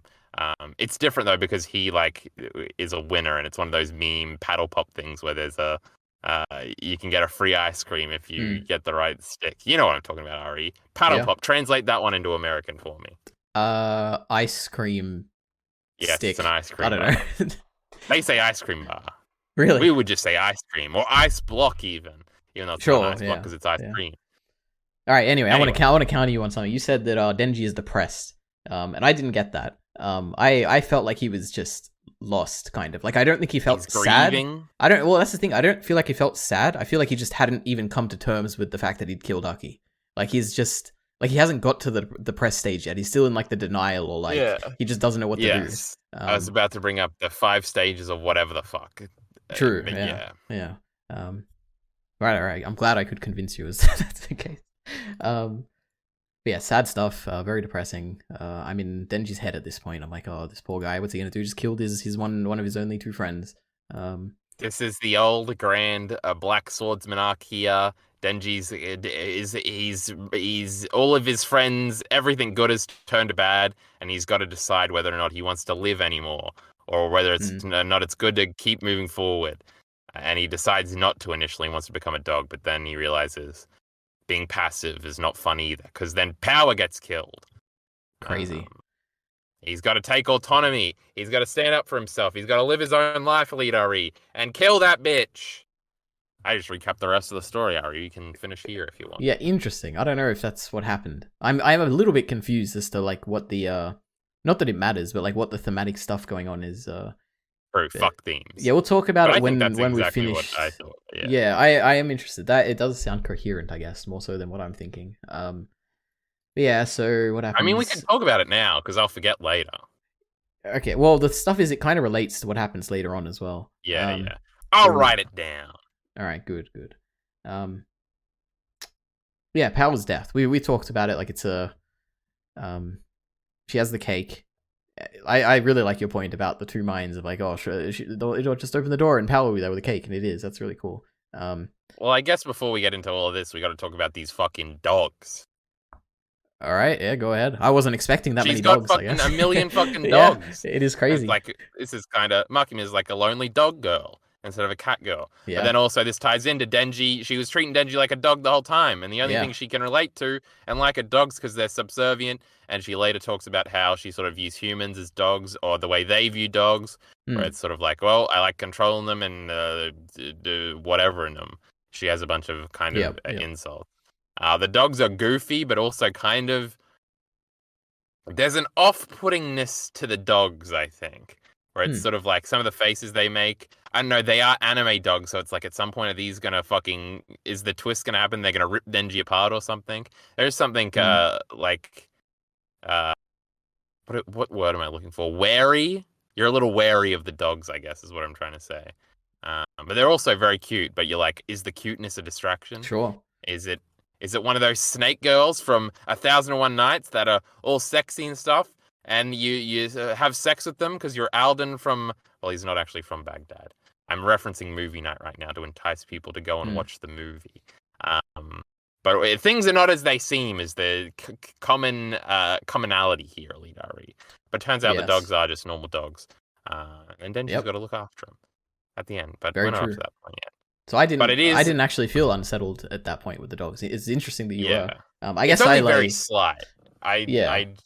it's kind of a retrospective thought. I don't know if while I was reading, I was like, "Oh, dog's gonna kill Denji or something." No, But I obviously, can definitely see why you could think that. Especially because Makima is being so like different in that scene. Like she's like yes. being nice to the dogs and like petting them and all that, and it is like, And what's gonna happen here? yeah, there have been scenes previously where Makima has sort of been more human-esque, right? Not even just in like the movie scene, but when she's out or something and she's being very sort of like hospitable, I guess, and nice Hmm. and stuff. This feels very different to that, where it's almost like a genuine moment where in her house. And it feels like it's almost like she's trying to do that, but it feels unnerving the whole time. Yeah. Um, and like it escalates because it's the worst of sort of the problematic aspects of them before the shit actually hits the fan, where she's actually treating him like a literal dog, not just a funny like he's wolfing. Hmm. But like she's literally patting him, and it's like, oh, this is kind of gross. More so than their relationship had been previously. Hmm. But yeah, what a scene. And then Power Indeed. shows up. The Power long shows up walk and to the she door. dies. And I don't want to turn the page, Kyle. Like, I was so close to being like, Kyle, we're done. No video, alright? I don't want to know what happens. I want Power to live. But, yep. She dies. She, like, dies suddenly, I guess, is what's, like, the big... Well, like, why it's so shocking. Why it's so, like, visceral to me, I guess. How she's there, given the cake, and the next moment she's gone. There's, like, no chance of saving her. It's not like she's bleeding to death or anything. It's like she's completely eviscerated by just one... By Makima doing this comical, like, bang or whatever. It's like... Man. Because she was supposed to be nearly immortal, but not if she don't have no middle body. Yeah, true. The next chapter is like the opening bits are so great, where it's just like them looking at her through the door and then the door closing. Fujimoto does that great, where it's like the panels are almost identical, but there's only one thing difference, and they're right next to each other. Whereas I feel like most mangaka wouldn't want to have that because it would make it seem lazy almost. That, oh, you just copy and pasted this part. But Fujimoto is not scared of sort of the, I guess, symmetry here, or the comparison that you're supposed to make. But we later see Power in that same position where it's just like the legs and the head because that's how she fell. It's so funny, but sad, EliteAri. Yeah. It's not that sad, but it's tragic. It's so sad, Kyle. My God. So much tears. But yeah, so I guess my takeaway from, like, this scene happens, Power dies, and my main thing is that I feel a deep sense of hatred for Makima. Like, that's, and I'm sure that's probably... Is yeah, is that, did you get that as well? You feel a visceral, like helplessness to him. Yeah, it's like, I hate her, but really there's nothing I can anything. do. Yeah. I completely agree. I've definitely got that feeling before, but I can't, again, like all my feelings that I previously had, I can't place it. Yeah. But it is. It's a hopeless kind of feeling. I mean, for me, I don't know if this is very relevant, but to me, the closest thing would be the female Titan in the Titan, like right at the beginning of Attack on Titan, maybe. But I think I was thinking more in the tragedy sense of like rewatching or replaying the opening bits of The Last of Us Part 2. Interesting. But it's not really like, oh, Abby's so powerful, whatever. You literally play as her. I think it's more of what we were just talking about, of sort of like the slowly things coming undone and like everything's going to be bad from here on out, which you were kind of talking about with like before, like the Aki chapters, like not the Aki chapters, but like those 2 or 3 chapters beforehand where everybody's happy. You sort of get that at the beginning of The Last of Us Part 2, where it's like, oh, yeah, everybody's kind of in their own groups and everybody's alive and they're sort of hanging out, and then my goodness, but we can't get too much into that. But yeah, that's the only thing that can jump into my mind. But then EliteAri, you get the big reveal. I guess the big reveal. This is another thing I remember being kind of disappointed through the first time and not entirely understanding. There's something about Denji's dad or some shit, or he killed him or something, Lamau. Oh, is that the reveal you're thinking of? I was thinking of the grand reveal of Makima's plan. Oh, yeah. Yeah, I which guess is... I assumed we kind of already talked about it. But no, not at all, as far as I understand. So, unless I'm misunderstanding, her plan was that, like, basically what happened was that in the past, Denji made a contract with Pochita, which is that as long as Denji lives a normal life, he will have Pochita's heart. And Makima wants Pochita's heart, obviously, because she wants the Chainsaw Man who can destroy all these devils. So, and she kind of wants to get rid of Denji, right? She's like, this fucking idiot. Well, I think she just doesn't care about Denji at all. But well, she grows definitely to hate him later. Really? Like she says, like, you're unbecoming of Chainsaw Man. Oh yeah, sure, yeah. She's like, this is Chainsaw Man wouldn't spit, Chainsaw Man wouldn't swear or whatever. Yeah. But yeah, so her deal was she wanted to break that up, and she did it by giving Denji a life and then taking it away so that he can never feel like he can have a normal life ever again. What an evil plan! What an Like, awesome plan! Guts, my goodness. Yeah, kind She's of. the idea of evil, EliteAri. I can't. She is the most like it is. It's a very evil plan, a very like unempathetic plan. It's truly like I guess evil. I guess is the only word. Yeah. Yeah. The two I'm going to bring everything together. My 2 notes I've written down, Ari, because we said we were going to talk about the thematic stuff later, but it ties into something you just said. Go ahead. Which was our little back and forth just now about Makima hating Denji. I really do think, and it is like a grand recontextualization to me, and like a pivotal part that Makima does hate Denji, and she's always hated Denji and thought he was just annoying and like a means to an end of like, I have to deal with this fucking idiot because he made a contract so I can get to my big Chad Chainsaw Man boyfriend that I want. And I do actually think it is coded that way. Not really the Chad part, but that she is in love with Chainsaw Man. And it is sort of hit on later, where she's like got the little Puchita in her hand, and this is another moment. This is right as she's smoking and stuff, and she's like, now we can finally be together forever or whatever. So it's like this grand twist of like, she becomes the obsessive one, the like lovesick obsessive one, which is what Denji kind of was the whole time, but she is that way to Chainsaw Man. Whereas, and it's sort of like this great, like, it feels like, of course she hates Denji. Look at how Denji has been the whole time. Like it's sort of that recontextual of like, we love Denji because he's kind of such a train wreck and he's still kind of optimistic about it. But it's like, to Makima, like, of course she hates this fucking dirty, disgusting Denji dog. And it's sort of like, there's something like completely unjust about that, where you're like, I think it might be a little misogynistic now that I'm thinking about it. It's like, these fucking women, of course they don't love our boy Denji. Wow. Yeah, she loves Chainsaw Man over there. So I had a very different reading. Chainsaw is. But yeah, I like something. It's like a core like thing when I think of Makima, I think. So I wanted to get that out of the way. But just before you jump in, the thematic tie-in is that like, and it ties into this scene here where she says basically, I've constructed this life for you, is what I think sort of the dichotomy between, and this isn't even to spoil part 2, and you'll understand why when you begin to read part 2, but I sort of read it because I have no insight into this. But I sort of read it as like part 1 is sort of this constructed thing of like Denji as a dog. Like he's sort of led through all these things, and he sort of starts, and his life does, because we talked about this a little previously too, where it's sort of like his life does improve, but even as Race points out, like his life isn't really normal. Kobeni also points this out later in chapters we haven't got to yet. Yeah. Where it's like, oh, well, I guess her point is more so that normal actually sucks, and Denji kind of ends up agreeing. But oh my god, I don't get lost in tangent. Focus. Part 1, part 2. Yes. So everything is sort of constructed by Denji. He sort of didn't choose any of this, which is another thing we brought up, where he can't really leave, which is another thing Race brought up, which is where I was probably going with it. Whereas at the end, and seemingly going into part 2, it will be Denji striving his own path. So it's sort of like, part 1 really is the control part, where he's sort of like, is being led around, and he sort of is a kid. So it's sort of a coming of age story too, EliteAri. I'm throwing this in at the last second. Where he's going to have to learn to basically do what he wants. And what will it look like when Denji has no constrictions? Public safety doesn't exist anymore, and Kishibe isn't going to kill him if he does whatever he wants. If he starts killing civilians or something, I'm sure Kishibe will step in.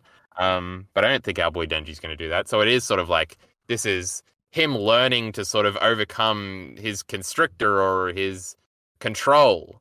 I'm trying not to use the word control. It sounds a little lame. No, I like it. Keep doing it. He breaks out, he kills the bitch, Ari. He chops her. You remember that? And then he eats her. That was crazy. It is crazy. And then he's got to look after the control devil. My goodness, EliteAri, everything's tying in.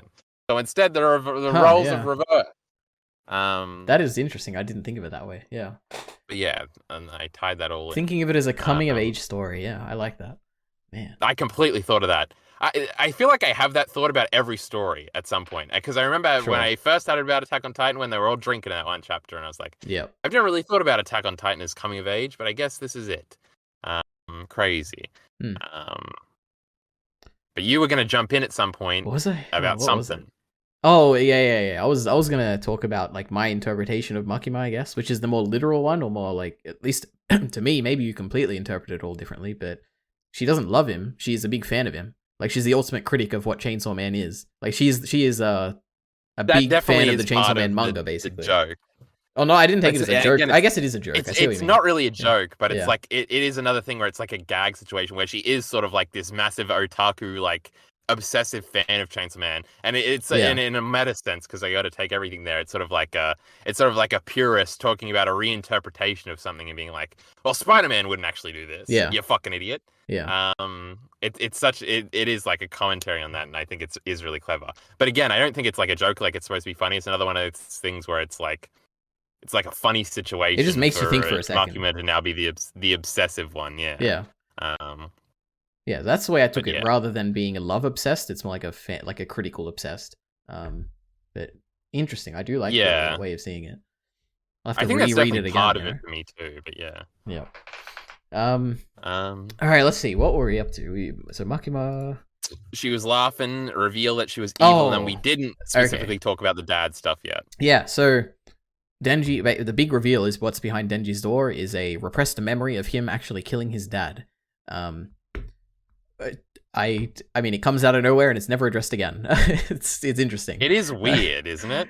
Yeah, it's obviously in my mind, it's an obvious subversion of you're meant to think that the doors are related to hell somehow because the hell had the doors last time. Unless that's just me, like, I had never thought about that. That's crazy. I guess I am just over theorizing. Yeah. I don't know.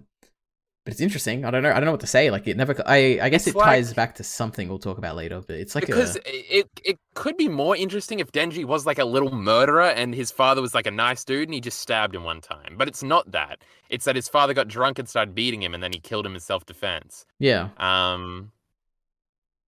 I guess this is another edition in Philosophy Ruins Art meme where it's sort of like for Denji, like I get the emotional bit of it, I guess. If you've just like never thought about it, but for me, I'm like, yeah, like if I killed like my dad in self-defense when he got drunk one time, it's easy to say that I wouldn't feel guilty at all, but I think definitely now I wouldn't feel guilty at all. No, I had the exact same thing. It could be traumatizing, like seeing a dead body or having to stab somebody or whatever, or however Denji killed him. But like even after this, Denji's like she asked Denji the direct question of like. Oh, she even calls him a murderer, which is quite literally incorrect. Sure, yeah. But it's also, and obviously it could be like, oh, Lamau, she's manipulating him. But he even like, and I guess it's because he's in a very vulnerable state, but he even like says, like she even asks, like, do you think somebody like that, a murderer, should be able to live a normal life? And then he's like, nuh-uh. And I do like the crossover imagery here where Makima is talking to little Denji in the alley.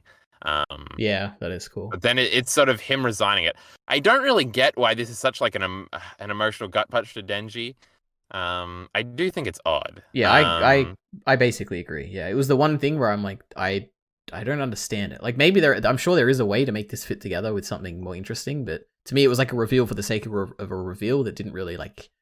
Think of anything. It almost feels like the because people talk about this all the time. Like, we watched that Nate video on stream where he was talking about things always having bad reveals or whatever, and he was shocked that the basement reveal actually lived up to expectations or whatever. But I think that is like the common cynical internet talking point of like, these writers, they just set up a reveal and they have no idea how to blow it off. This almost feels like one of those things where it's like, well, we have a door thingy. And we did try to tie it in coolly to the Aki and the power death, which I do like. I think that works very well. We also tie it into the father death here, but well, okay, I think the doors all tie together. Why don't we talk about this now, I guess, which is my big like trying to understand like all this thematic stuff that's going on. Because I read this and I love it a lot, but I don't love it because of the thematic stuff. I just love it as a story that got me emotionally. I agree that it's like the thematic stuff is rather confusing in Chainsaw Man. Yeah, so my big thing, which maybe we'll skip over stuff, we'll see, but a lot of it comes from chapter 92, but a big thing, which you also brought up last time, is ignorance, right? Because Quan Chi brings it up last time when she's talking to Kishibe about like, oh, I'd rather live in ignorance or something. It's a better life. Quan Chi, yeah. But yeah, so all these doors like are related to like, because Makima basically brings it up about how like this door is a child trying to repress knowledge, right? Like trying to repress something and keep it like locked away in a door. It's interesting that the mind of a child does this. And I guess to Oh me, my god, EliteAri. Do you yes. think it ties into the disappearing ability? Like, that's what Chainsaw Man does? Like, the world is just trying to forget AIDS because it has a child's brain or something? Do you think that's the What? No, tie-in? I don't even know what you're talking about. How does that relate Remember to? when in the No, in no, I the know the thingy AIDS where thing. Mark... Yeah, but what? How does Yeah. that tie to the Well, what if door? he's not actually, like, eating them? Oh, it's not really the door thing. It's just the idea of, like, a repressed memory. Because she's like, oh, children are so cool. They can, like, repress memories that are traumatizing to them or whatever. So do you think, like, Chainsaw Man is collectively, like, hiding the world's bad memories with nukes or all those bad things? But I guess Chainsaw Man doesn't actually eat just bad things. But maybe he would, because Puchita actually does have a moral compass, and he's doing this out of some sort of... And the idea is going to be at the end, the thematic of part 7 of Chainsaw Man is going to be that we have to face AIDS and nukes without just having Chainsaw Man solve them for us. I actually think I've talked myself out of this, but I was trying to think of all the didn't. things, but there was one other thing he ate, which was like the 4 other things, the sixth sense of a human or something. Like that's not necessarily evil. And maybe it was letting Maybe it people was, see yeah. what someone... But yeah, he It also is ate, like, the word for that whatever he actually was, is which really means... interesting. That it is like all the things he has eaten are possibly all bad. I didn't even He think about ate that. Devil Man, by the way, and that's my unironic theory. That's why they don't call them Devil Man. Also, we would get sued. Sure, that'd be really cool. Yeah. He Damn. literally killed Devil Man in hell. What a crossover that's going to be in part 3 of Chainsaw Man. Kyle, that's like the greatest thing you've ever said. What a cool theory. You don't even know about Devil Man, you No, idiot. but like the idea Devil Man will of fuck Chainsaw no, Man up. Yeah, I'm sure Probably he would. not. Okay, Devil Man's anyway. kind of weak, you know? Cool idea. I like it. But I got to talk about this door thing, all right, Kai? We're tying these themes together, all right? Indeed. The door is basically questioning: does ignorance lead to a better life? I feel like that's a big thing that's in this like later half of the story. Ah, you're so right, EliteAri. You gotta open the doors. Well, the thing is, okay, so if Denji never opened the door to the gun fiend, then he would have never known about Aki, I guess. That's like one thing. If he never opened the door to power, then she never would have died, or he never would have seen it. Oh, you're saying closing the doors is the good thing. Well, we'll get to that. And if Denji, if he kept repressing that he killed his dad, then he could keep living without having to worry about it. And I guess I also made another point about like how it ties into, if I never turned that page with power dead, then like I would have been ignorant of it, and she never would have died as well. That's a really interesting thing to me, at least. But yeah, I guess to pick a side with this, yeah, you want to say something before? Ignorance is bad, Ari, because you got to open the door, because that's how you figure out what the actual problem is, and that's Makima. She did the Gun Devil thing, and she's going to kill power. So it's not that the door is the issue. It's not that ignorance is good. It's that you're being ignorant of this bitch, and you got to kill her and deal with the actual problem. So you're saying that sometimes ignorance is, like, sometimes it's necessary. I think it's verbally said in a chapter you're going to bring up that, like, I know I had when I was reading it was like confirmed that that Fujimoto was clearly saying that ignorance is bad and that Quan Chi wasn't actually right. I don't remember the exact quote. So I'm okay. That I get that from, but yeah, I'm a bit mixed, and I maybe I wrote a conclusion in my like rambles here, but so my thing is that there's a big dichotomy between Pochita and Makima, because obviously Pochita is the one telling Denji in his head, like, don't open that door. Like when it comes to Aki, he's like, don't open that door. Like with that dream with his dad, it's like, don't open the door. With power, he's like, don't open the door. So so Pochita is clearly the one telling Denji to keep living in ignorance, right? And then on the other hand, you've got Makima, Makima is obviously the one, on the other hand, telling Denji to open these doors every time, right? In all those 3 cases. Now, the chapter 92 I was talking about is where it all ties together, but I don't know if I can tie it all together here. But in chapter 92, Denji initially sides with the Makima side of things, of like how ignorance is kind of bad. And I mean, that's not really what Makima is saying, but he sides with the idea of you were saying before, which is that ignorance is bad. He says, I'm dumb as a rock, so I was cool with living as a fool, but next thing I knew, my ignorance made it all go down the crapper. So he's kind of like resigned to it, and it's like, I shouldn't have been ignorant, basically. But then that's before we get this big moment, which seems like it's meant to be a big moment, but I'm not exactly sure what it is, which is that Kobeni tells him basically that everyone deals with these things. And like this is normal life, and the only way where there's not bad things is when you're all living in a dream, basically. I have a quote here, actually. She says, isn't that just normal, though? There's no such thing as a life free of bad things except in your dreams. And then from there is when the whole Denji sees the people cheering for him, and then he like has he reveals his true things, which is like, oh, I want to have 10 girlfriends and I want to have sex and all that. So I feel like what's happening is initially Denji takes the side of like, if you live in ignorance,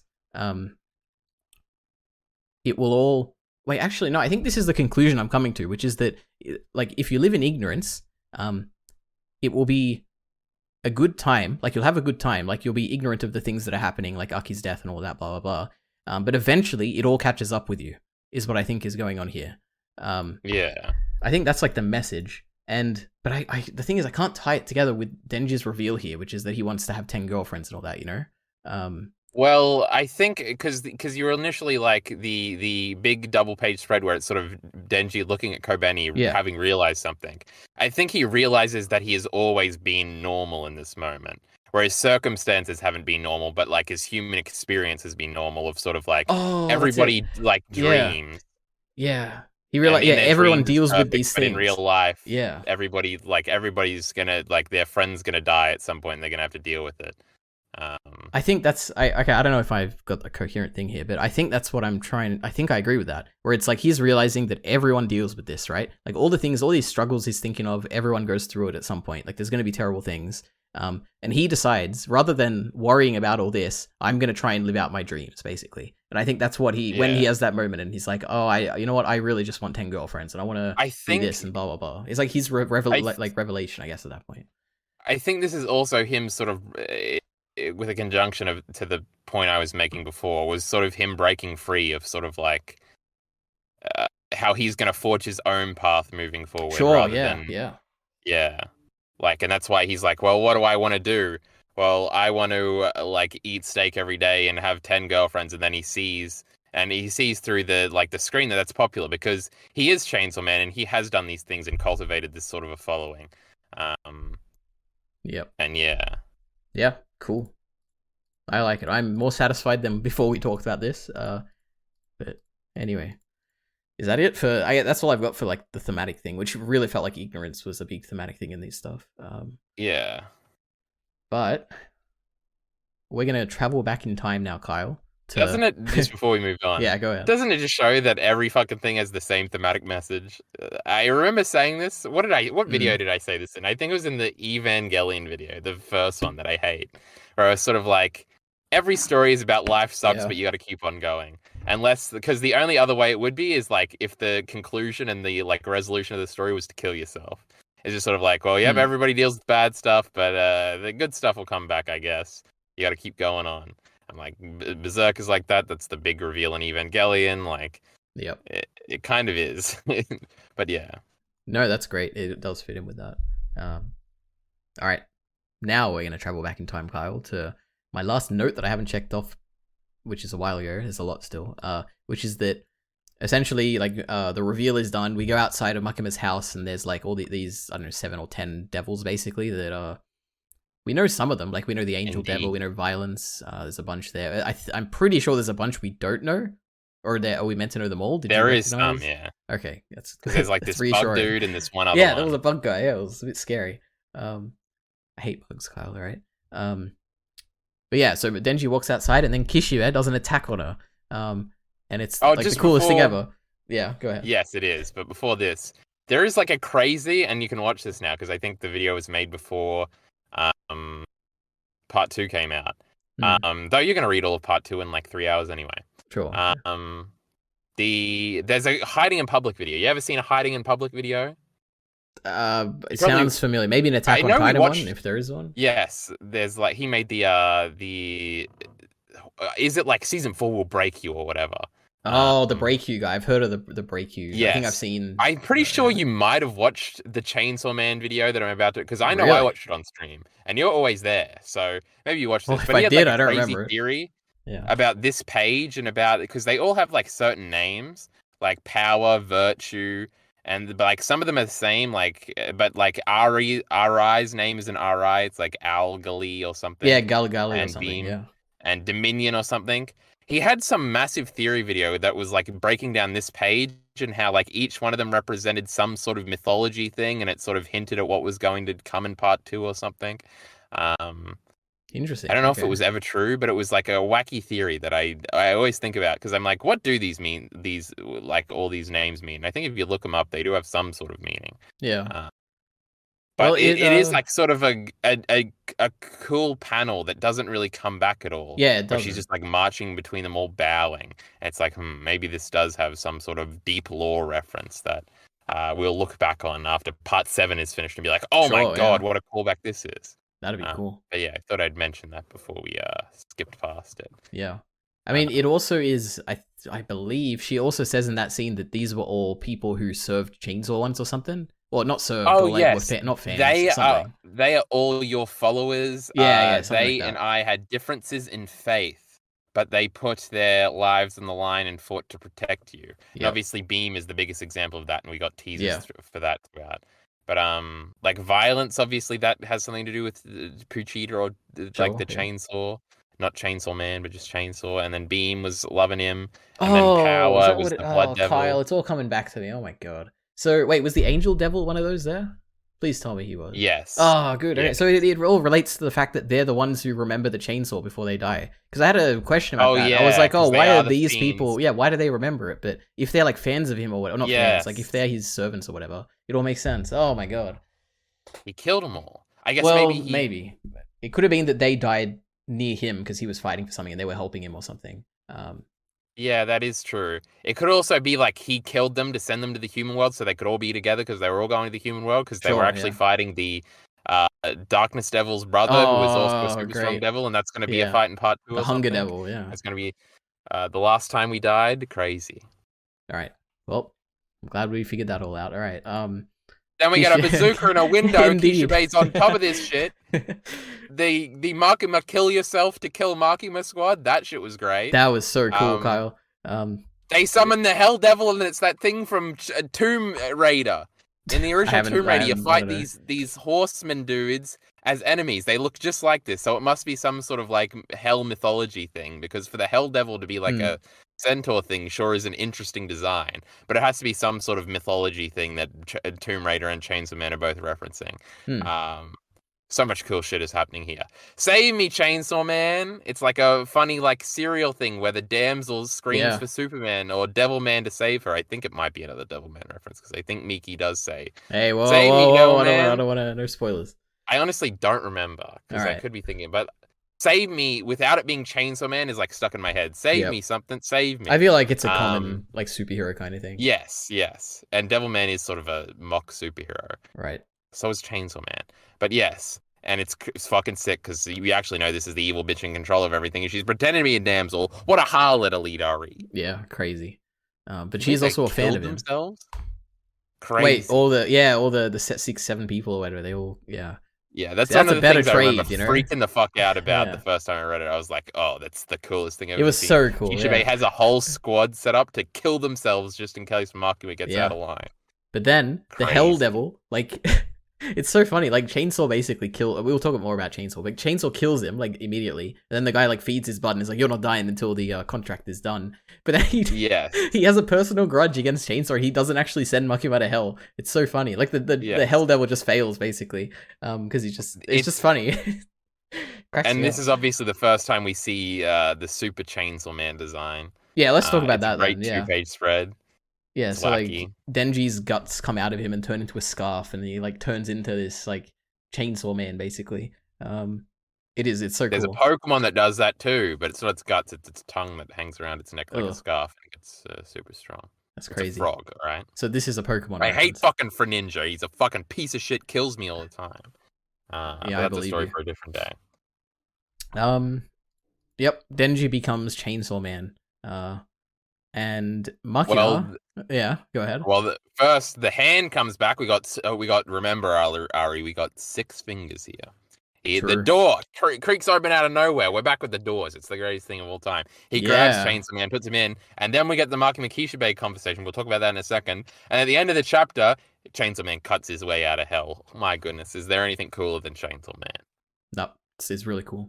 And the door is just such a cool visual. It's floating in the sky and it like sends him to hell. I love it. And it kind of like not confirms, but it's interesting that door sent him to hell. So it's like, oh, do all the doors like connect hell and earth, or like, what's going on there? But yeah, crazy. So we get the Makima Kishibe conversation. Cry for help and he will come. It's Mm-hmm. pretty cool.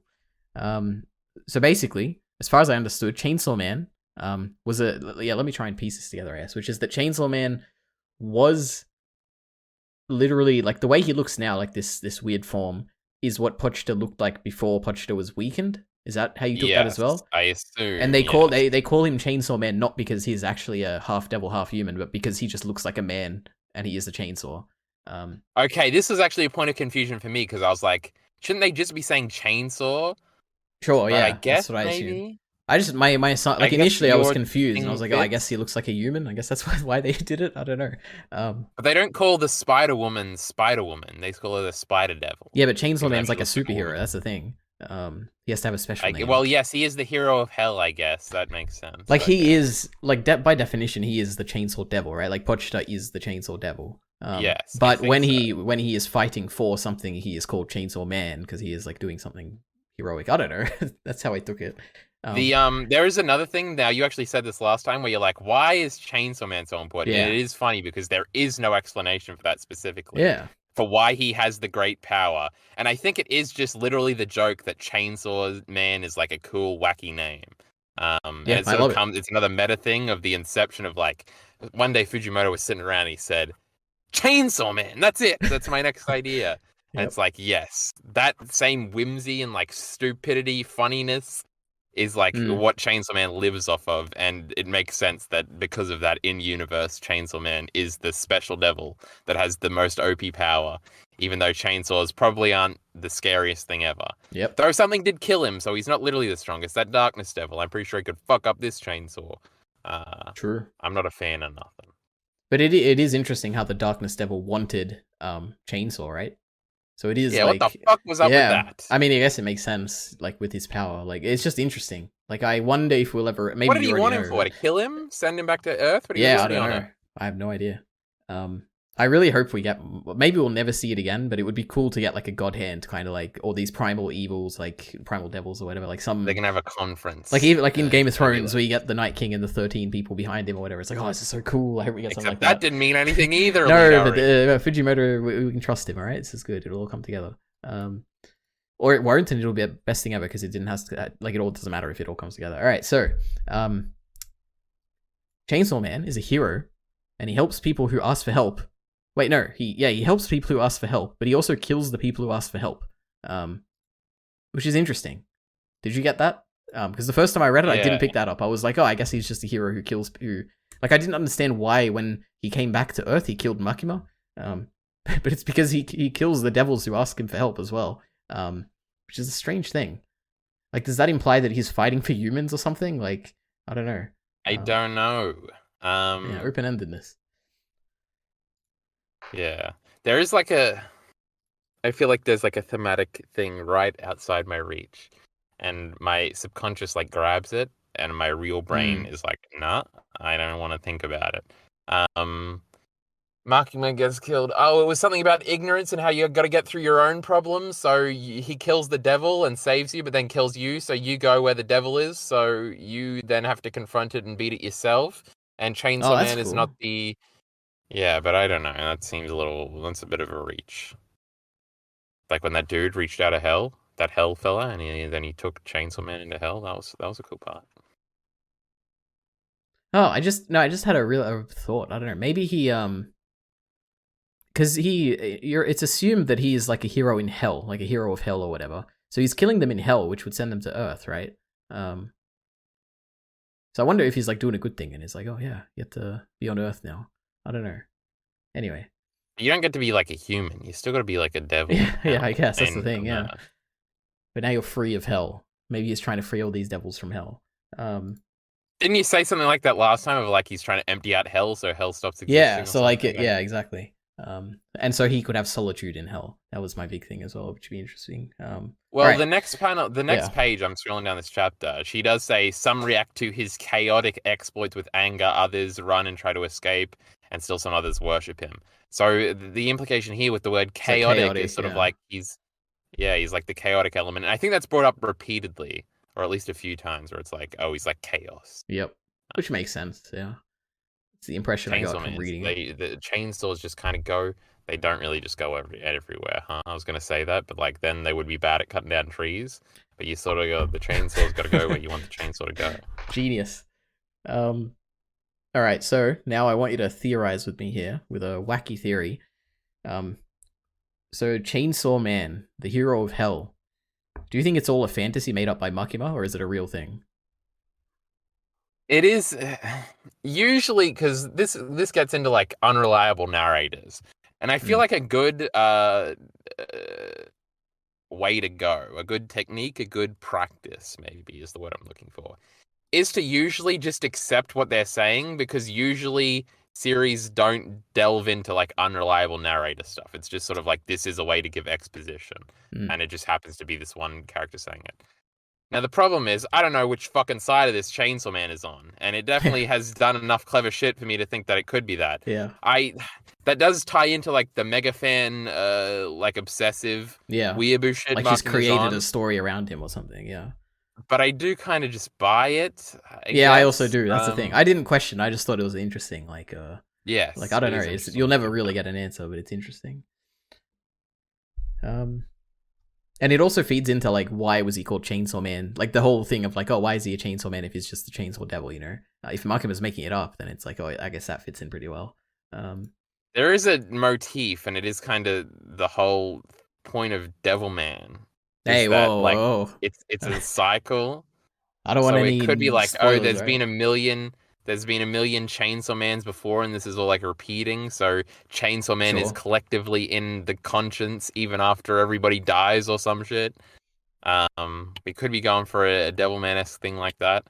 I don't know. It just popped into my brain. Yeah. But then we get the they're erased from existence thing. This is so cool, Kyle. Like what a concept. Like, so the idea is that when Chainsaw Man eats a devil, the name of that devil is erased from all of time, basically. And there's multiple levels why this is so cool. Like the first one is just the fact that the reveal is like when he's like, oh, remember what the Nazis did to the Jews? And then you see Kishibe and like, Nazis? It's a dramatic irony situation. Oh, it's so cool, like, Kyle. The audience knows, but the characters don't. And it also so has jarring. So many implications of like, what is their world like without nukes? Yeah. And what's the geopolitics? And is that why the Soviet Union is still around in 1997 when they should have disbanded 8 years previously? Oh, yeah. That's a great point. It's just like, man, Nazis. What was Japan doing in World War II then? They used to like those Nazis. Yeah. And then some of these things are fake. Like, they were on what do you call that? History. The Axis powers, right? You got the Italians, the Japanese, and the Nazis all in alliance against America and Australia and America, Britain and France and and then I was just gonna say they got. They're the allied powers, EliteAri. You see, you would have had to done this table in history class. Like 20 years ago. Yes. I like history, EliteAri. The point is some of these things are fake and not real life things, which is so cool, isn't it? Yeah, that's like, it's like an extra dimension. I was like, yeah. Well, I mean, definitely like the 4 other conclusions other than death or whatever, and like the 6th sense and stuff, they're definitely fake. Which is so cool as well.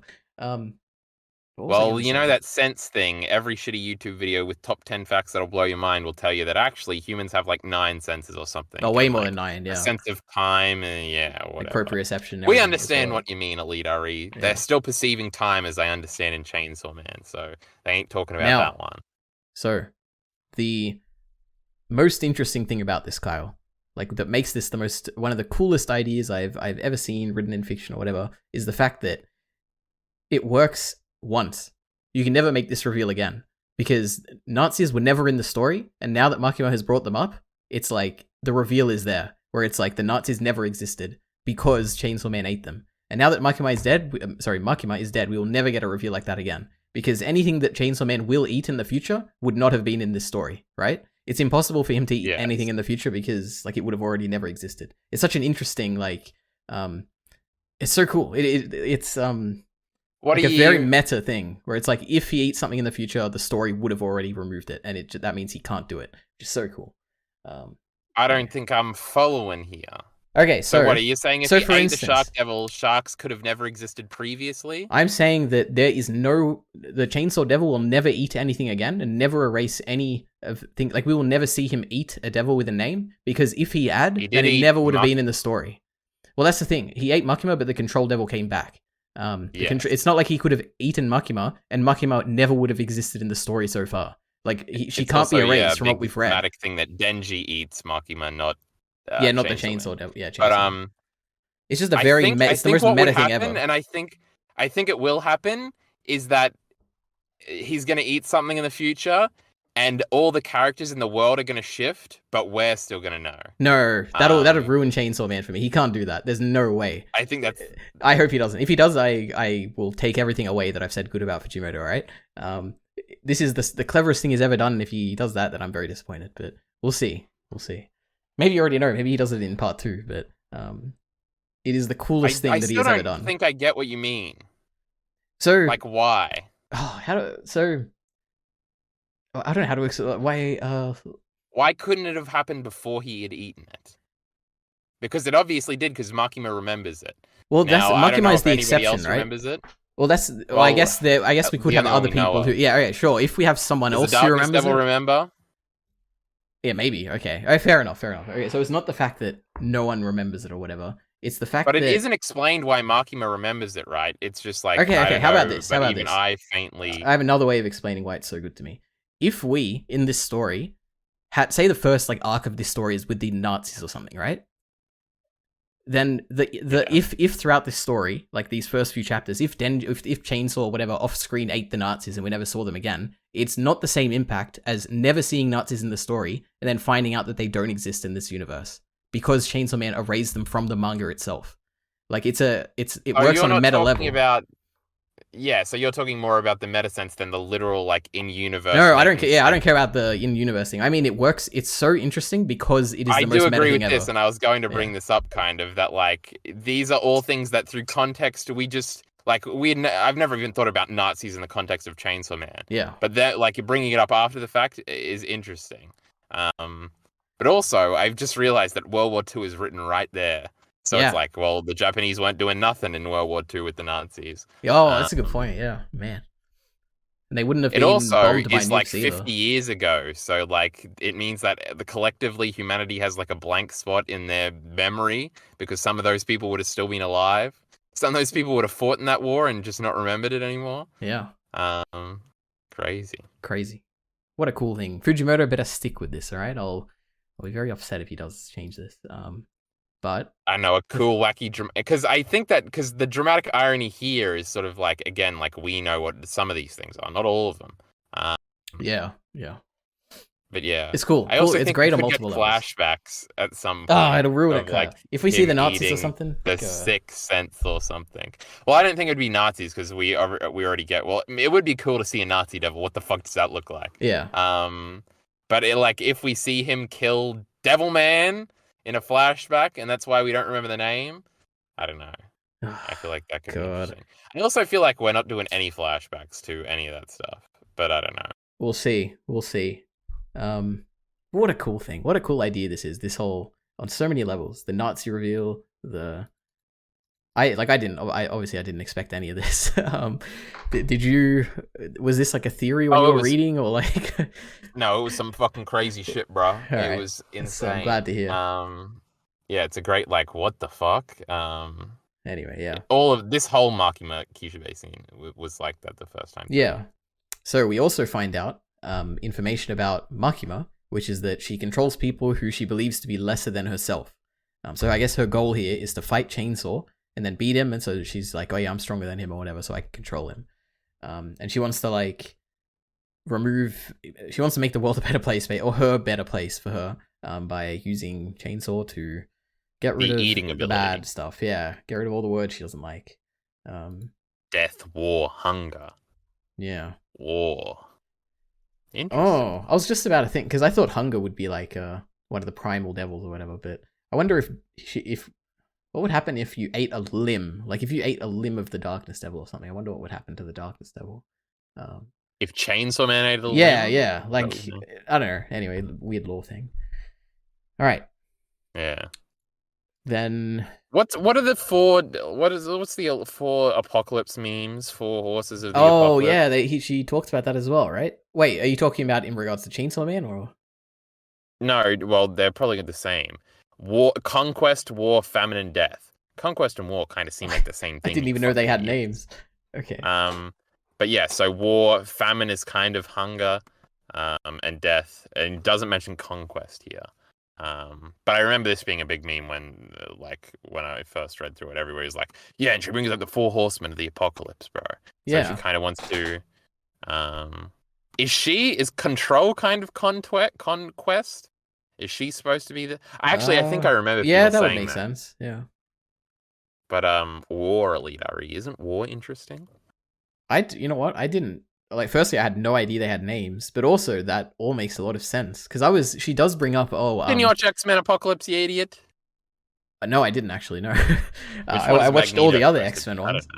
don't know. Yeah. But what I was going to say is that she brings up at some point that there's the 7 weapon devils, and the 4 horsemen all fought together against Chainsaw Man at one point. So I guess yeah, that would I forgot imply about that Makima was one of the people fighting, and then the 3 other ones are like hunger and whatever you said, death and. Well, maybe she's not conquest. Conquest Yeah, and maybe not. control Yeah. are different things. Yeah. But she doesn't bring up conquest. Maybe he ate conquest? Question mark. But then why wouldn't it be the 3 apocalypse horses? Yeah. Yeah, it is what it is. All right. War EliteAri. What's So war about? yeah, Chainsaw Man, he goes to hell, comes back. We already talked about that. Then when he comes back, he goes on a date with Kobeni. Which I was not expecting her to come back into the story. Maybe it's not. I think it's next. Because that's basically what happens, right? When he comes back, he's like, yes, "Oh, I want to go on a date." We do immediately cut to Kobeni at her job. Yeah, she quit. Remember? No, I remember she quit. I was disappointed. Yeah.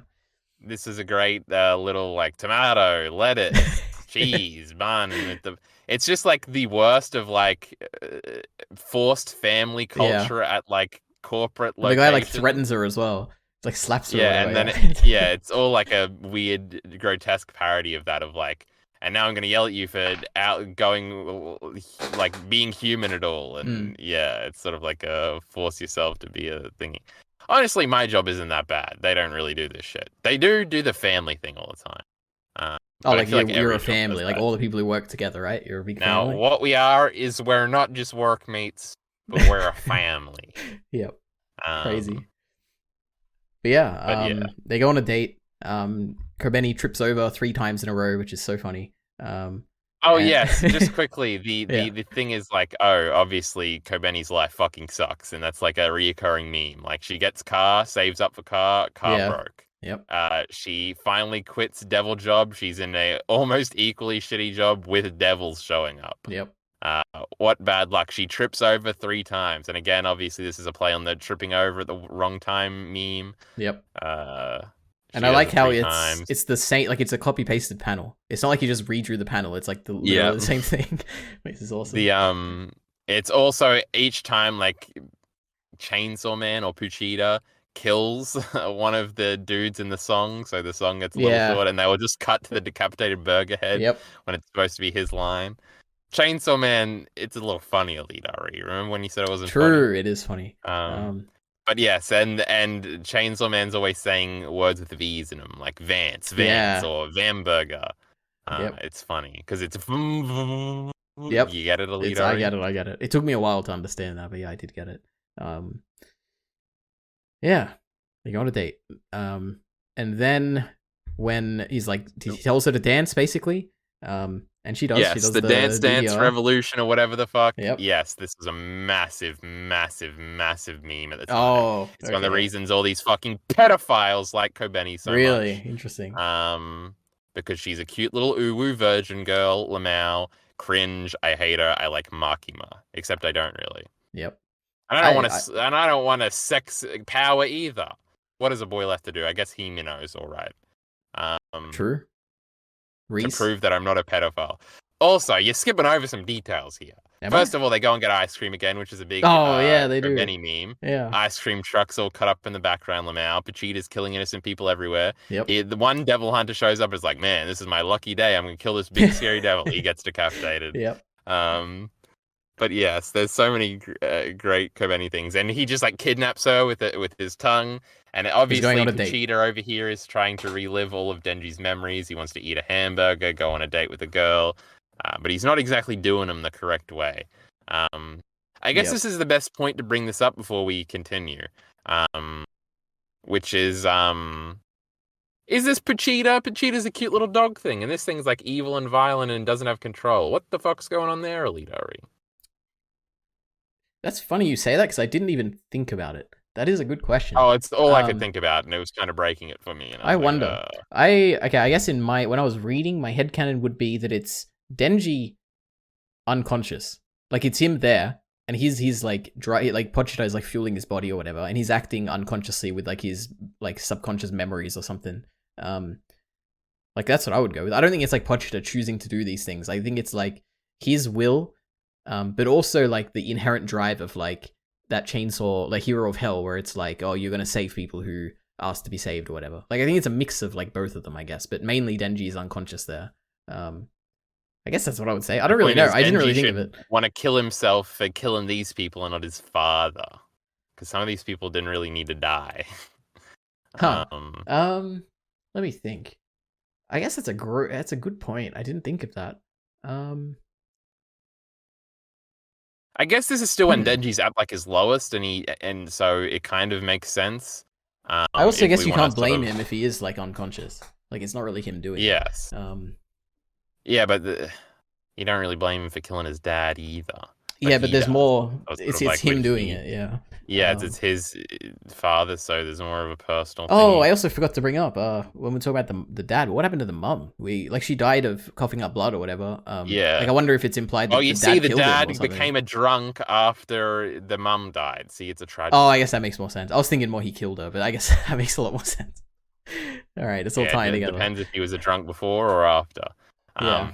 But obviously, all this is also juxtaposed by like cute Pochita, like just sitting somewhere looking out over something. He's always doing a cute little pose, and it's like that later when Denji actually is back. When Denji's sitting on like the crosses, waiting for Makima to show up. It's like a very like it is almost like a dog thing where it's like being ruthless, but then going back to being cute. It's cute. But you were going to bring up something important, and then I decided. Jesus, about what? It was probably about Kobeni and dancing or something. I honestly don't remember. The only thing I can think of is that when she's dancing, it's cool that she is very good at it. Like she gets a perfect score. You wouldn't expect that if someone's so clumsy or whatever. It's interesting. It's not interesting. It's like a small thing. I don't know. It just stuck out to me. It seems like she was doing it like all day too. I kind of viewed it as like, oh, a long time has passed. Really? That's why she got a perfect. I took the opposite. I took it that Chainsaw Man's fight was so quick that it was like in 2 minutes he's there and back. Anyway. Yeah. So next up, after while she's dancing, Chainsaw Man goes and fights Makima, and as far as I could tell, Bomb, obviously Reese, the bow Quan Chi person. And also these are, you said last time you said it was Hunter or whatever, but they said these are weapon devils, so I would assume it is a bow and not like Hunter or whatever. Yeah, maybe. Yeah, so Bomb, bow, katana, one who looked like a spear, I'm pretty sure. Yeah, or lance or spear. Yeah, well, I said lance. Sword, it looks like. A knife one. Yeah, knife, that would make more sense. Wait. No, there is two, because there's knife and sword, I think. I think there's 3 blade ones with Katana Devil. There's also a flamethrower one and a rope one, which is probably I assume whip. Yeah, that's what I assume for that. Yeah. Yep, crazy. The interesting thing is, in the introductions, Miller is on some hyperb copium where he thinks Race is still alive. Which might be literally true, it's probably possible. not now that Markham is dead. He's like, oh, she's going to come back in part 2, bro. She's going to come back, because he's a fucking simp loser. But obviously, none of them have their original personalities here.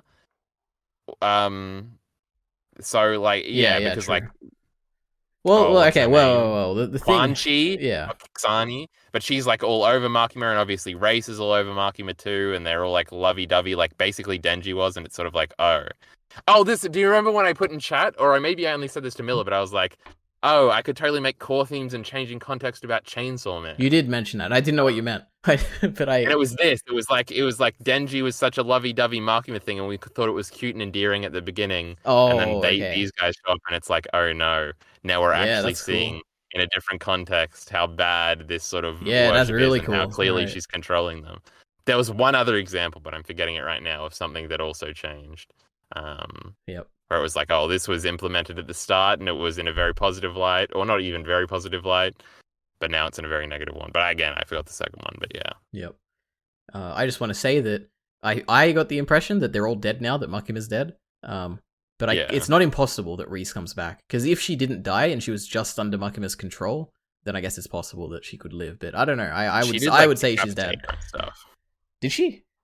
Oh, I guess I Yeah, forgot. remember in the with the rats at the Oh, at the end of the I race guess arc. maybe if she did, then I assume she's dead. She also did that to Quan Chi. Yeah, I assume Quan Is that Chi's her dead name? because I forgot. I just completely forgot that Reese got her head chopped off. I thought she Yeah, just I assume died off none of these screen. characters coming back. Okay, Miller. I'm sorry, Miller. I can't defend you here, right?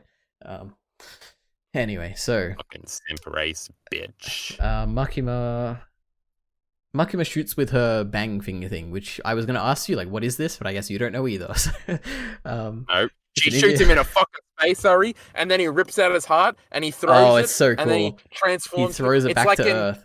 Shadow of Mordor, the Lord of the Rings video games, where you aim with the arrow and you shoot, and you do shoot the arrow, but you also go with the arrow because you're like a spirit man, and then Oh, you it's like do like Minecraft. Yeah. attack and you swing. Oh yeah, it's like an ender thingy in Minecraft. Yeah, But crazy. yeah, the Shadow of Mordor thing is so cool. You do it, and then you do a combo to kill the dude next to him, and then you can unlock the combo, so you're killing like 5 orcs. Oh my god, you should see me, Ari, in the car right now, Yeah, swinging my that's so arms around crazy. like I'm an orc assassin. Yep. What a video game that was! And I bought the sequel and played half an hour of it. What Can you a believe it, disappointment. Ari? I gotta play video games. Yep. They need to No, it watch, wasn't. The game Rings was of Power. great. That's not the problem, EliteAri. The game was great. Shadow of War, the sequel. Yeah. It was like sick. There was even more orcs around, and you were doing like raids and shit. But I just lost. You I got just busy. didn't get back to it. Yeah, I understand. All right. But yes, Let's get back he to threw his business, yeah. fucking heart from space, He did. EliteAri. It was the coolest thing I ever saw. And his body forms around it. Yeah, it's cool. Yeah. It is also cool that they all have different ways to like activate. Like Yeah. Katana Man, as Miller pointed out to us, pulls his hand up, Yep. but that like I thought of Quincy Miller quick- when he did or that. what's- Yeah. Yeah, Quan Chi pulls the thing out of her eye always, and like Lance was pulling his spine out. Like that one dude Naruto who uses his bones as a weapon, dude. Crazy. Everything's about Naruto.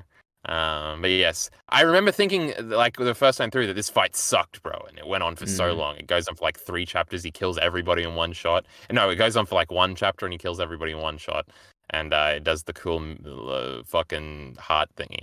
This shit was great. Hell yeah. All right. I agree. I think also the art was really good here. Like, I feel like he's gotten a lot better.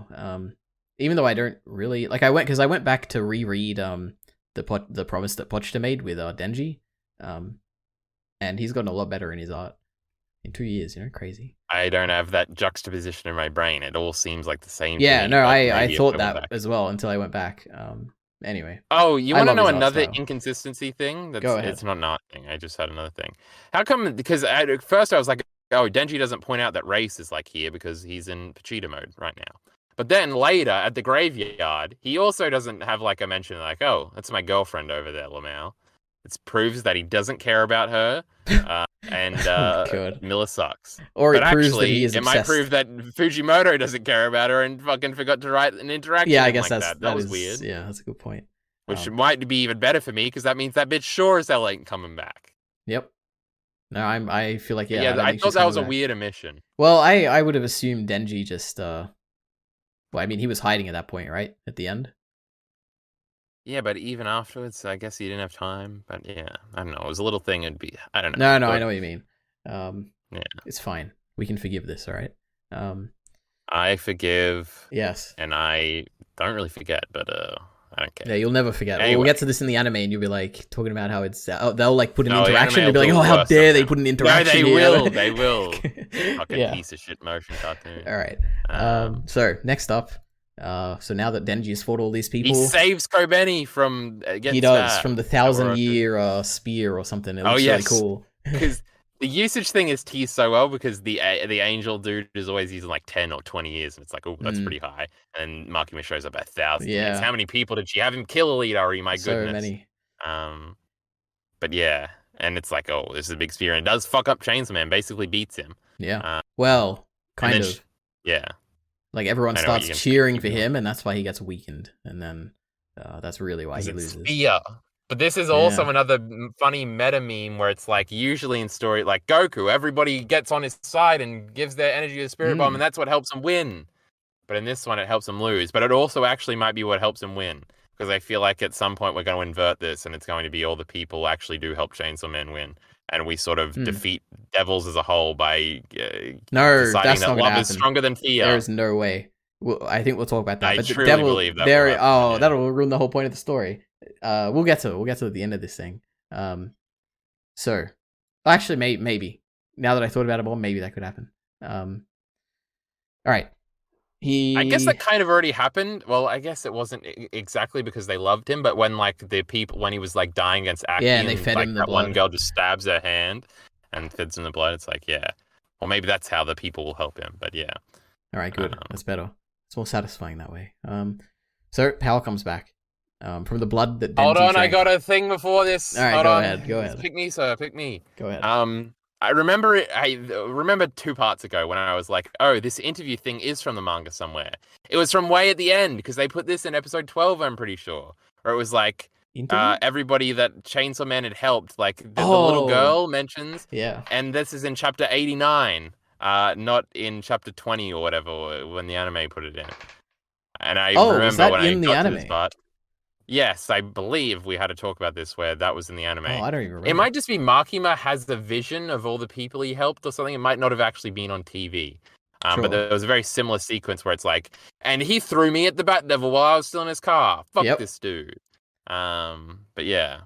That and actually he saved me on the train. So do you think that is the guy that got thrown in the car or whatever? Because I was like, oh, is that him? And I got so excited and I went back and he looks pretty similar, but he's bald now. And I'm like, oh, did he like lose all his hair out of stress or something? Because he says he protected me from a giant bat, so it might just be a different dude. It might be, but I like to think it's not, alright? I want him to be the same guy. It's just so funny. Yeah. But I don't think it is. They look a bit different, but you know. But yes, the people, they love Chainsaw Man. Indeed. Chainsaw Man the Great. They love him just like we do. Man. Yes. Power returns, Kyle. What? Are you sure this happens next? Hold on, let me scroll through because I have had these chapters. Oh, I don't have. I've just got notes. I don't know. Hold on, it's loading. I feel like it's Oh yes, it is because I accidentally skipped 2 chapters ahead and Power's getting killed by Makima. Oh no. But I'd completely forgotten that we saw Power's final form, Lamau. Kyle, it is perfect. Like it is to me that is Power. Like it just looks like it's even feminine looking. Yeah, it's feminine looking. Like, it's got those weird like pointy legs, and it's got like the face, which it just looks chaotic, and it's like, oh, this is Power right here. It's a great open to the chapter because you haven't seen Power in like 12 chapters, and it's just to open on her talking to Pochita, and like nobody but Denji is talking to Pochita, but it makes sense that it's Power. And she's like, "Who the hell are you?" Yeah, it's so funny. Denji told me about you, Lamau. Yeah. It's very cute. And it's also like because it's in like the dumpster stuff, and we get the dumpster callback. We do. So the first chapter when Denji reemerges again from the dumpster, fully formed after he nearly dies again. But it's Power that instead of Pochita, who's giving him the pep talk and the second chance at life. Yeah, because Power is just as important as Pochita. My goodness. Wow. Yes. Yeah, I didn't pick that up. I love that he spits him out, and he has you didn't get the fucking dumpster stuff. No, I don't know why I didn't. It's so obvious now that I think about it. Yeah, that's awesome. I think it's funny that like Denji like vomits her out too. Probably a very painful process. This Power bitch. Can you believe her? Yep. But yes, the fact that she just makes, because she's so much stronger in this form, she just makes like she's like she could. Like, no human can ever beat Power because she just makes your blood in your veins into weapons that stab out of you. Incredible, but obviously it doesn't kill Makima. She's the strongest, as she pronounces. But then usage 100 years and stabs her. Can you believe that? Yep. But before all of this, Power says, he says, will you save Denji for me? And she says, obviously, Denji's my buddy. Oh my god, this is so cute. You know, these two. Look at this. He is her friend. It's got 2 meanings, EliteAri, because they're actually friends, but also she was made to be his buddy. Oh, it's also that's true. Back to Queen, because that is what made them end up being friends. Oh, how cute. Yep. But yes, It's funny because I'm scrolling through here, and when when she's beating Makima, she's Makima is trash. Makima is a Yes. nobody. I'm the first president. Yep. Because she wanted to be prime minister, but now she's changed it to president because she forgot because she's an idiot. Yep. Then Makima summons the zombie. We got all the callbacks here. What a finale! I am like, oh god, the zombie scares me every time. I don't think I ever talked about this in any of these videos, but the zombie devil is like the most dangerous devil for humans because like it could just create it. No, like you turn into a zombie, and once you're a zombie, you're a zombie. Like you can't turn back. And it could spread like like a viral infection, and you could have the whole planet just turn into zombies because if a zombie bites a human, it turns into a zombie, and it's like Jesus, isn't that crazy? It's like every that zombie. Yeah, but the thing is, it's like imagine if all the humans just turned into zombies, like the whole story would change, and there's no reason that can't happen. Like the zombie is a powerful devil, I guess, is the thing. Anyway, yeah. I don't know. The zombie apocalypse gets stopped because one dude kills the other dude that's a zombie, and then there was only ever one zombie, right? Yeah, I guess zombie that happens, apocalypse yeah. not realistic. But then if one person bites 10 people each, it would only take like 10 days and the whole 7 billion people are zombies or whatever. Because of exponential numbers. Yeah, we're on an island where we find EliteAri. That's so true. Yeah, the gun devil can't swap between Yeah, I didn't make it over here. Yeah, true. We're all good. Gun devil. Alright. What were we talking about? Power. Okay, so yeah, basically she saves Denji. Gives Denji up. It's hilarious me. Oh, I guess yeah, at one point she does She's give actually Denji up. taking it. And Pochita's like, oh boy. Your wish is my command. In fact, I captured this fool. Yeah. And then you get the Pochita way reaction shot. Yep. Oh, it's great. The glory is mine. It's a cliffhanger because you're like, maybe she'll turn on him. Yeah. But it's true. And this is something I pointed out that I think Miller pointed out to me. And then you also had an, oh, yeah, that is true moment. But this was a few parts ago where it was like, Power always runs away from fights that she knows she can't win and only ever fights when she's absolutely certain she can win. And this is sort of the first time where she actually does defy and fight Makima to save Denji because she actually does like him. Yeah, that's great. I do like the memory panels in Chainsaw Man, by the way, where we cut up and we have the weird. They're like dark or like lighter or something. Yeah. Yeah. Cool. Yep. The Power. Yes. Basically, she saves Denji, and then they make a contract. I guess now that I think about it, the parallel is the contract that Denji made with Pochita all those years ago. Yeah. But yeah, basically she says you're going to go and find, like, I'm going to die, but I'm not going to be the same person, but you're going to go and find the Blood Devil, and we're going to be buddies again. Yeah, we'll bring her back and we're going to be buddies. I'm like, oh. That is a more interesting line of, like, can you bring, like, literal power back by doing that? No, I don't. That's my assumption, but, like, why is that line there then? Well, I feel like it ties in with the fact that, like, at the end where Nayuta bites his hand and is like, oh, I recognize this bite, or whatever. And it's like, there are some similarities between these devils when they're reincarnated. But I think the ultimate, like, part 2, like, will they, won't they, is like, is this girl going to become Makima, and is Makima going to come back through the girl? Really? There's always that one episode where Norman Osborn becomes the Green Goblin again, and you sort of like this, like you get it out of him by the end of the episode. That I could see that being a mini arc, like Makima comes back for like 2 chapters. Interesting. So is that possible with Power? I don't know. I kind of hope not. In the like 10 chapters of part 2 I read, Ari, there was no Blood Devil. I'm sorry.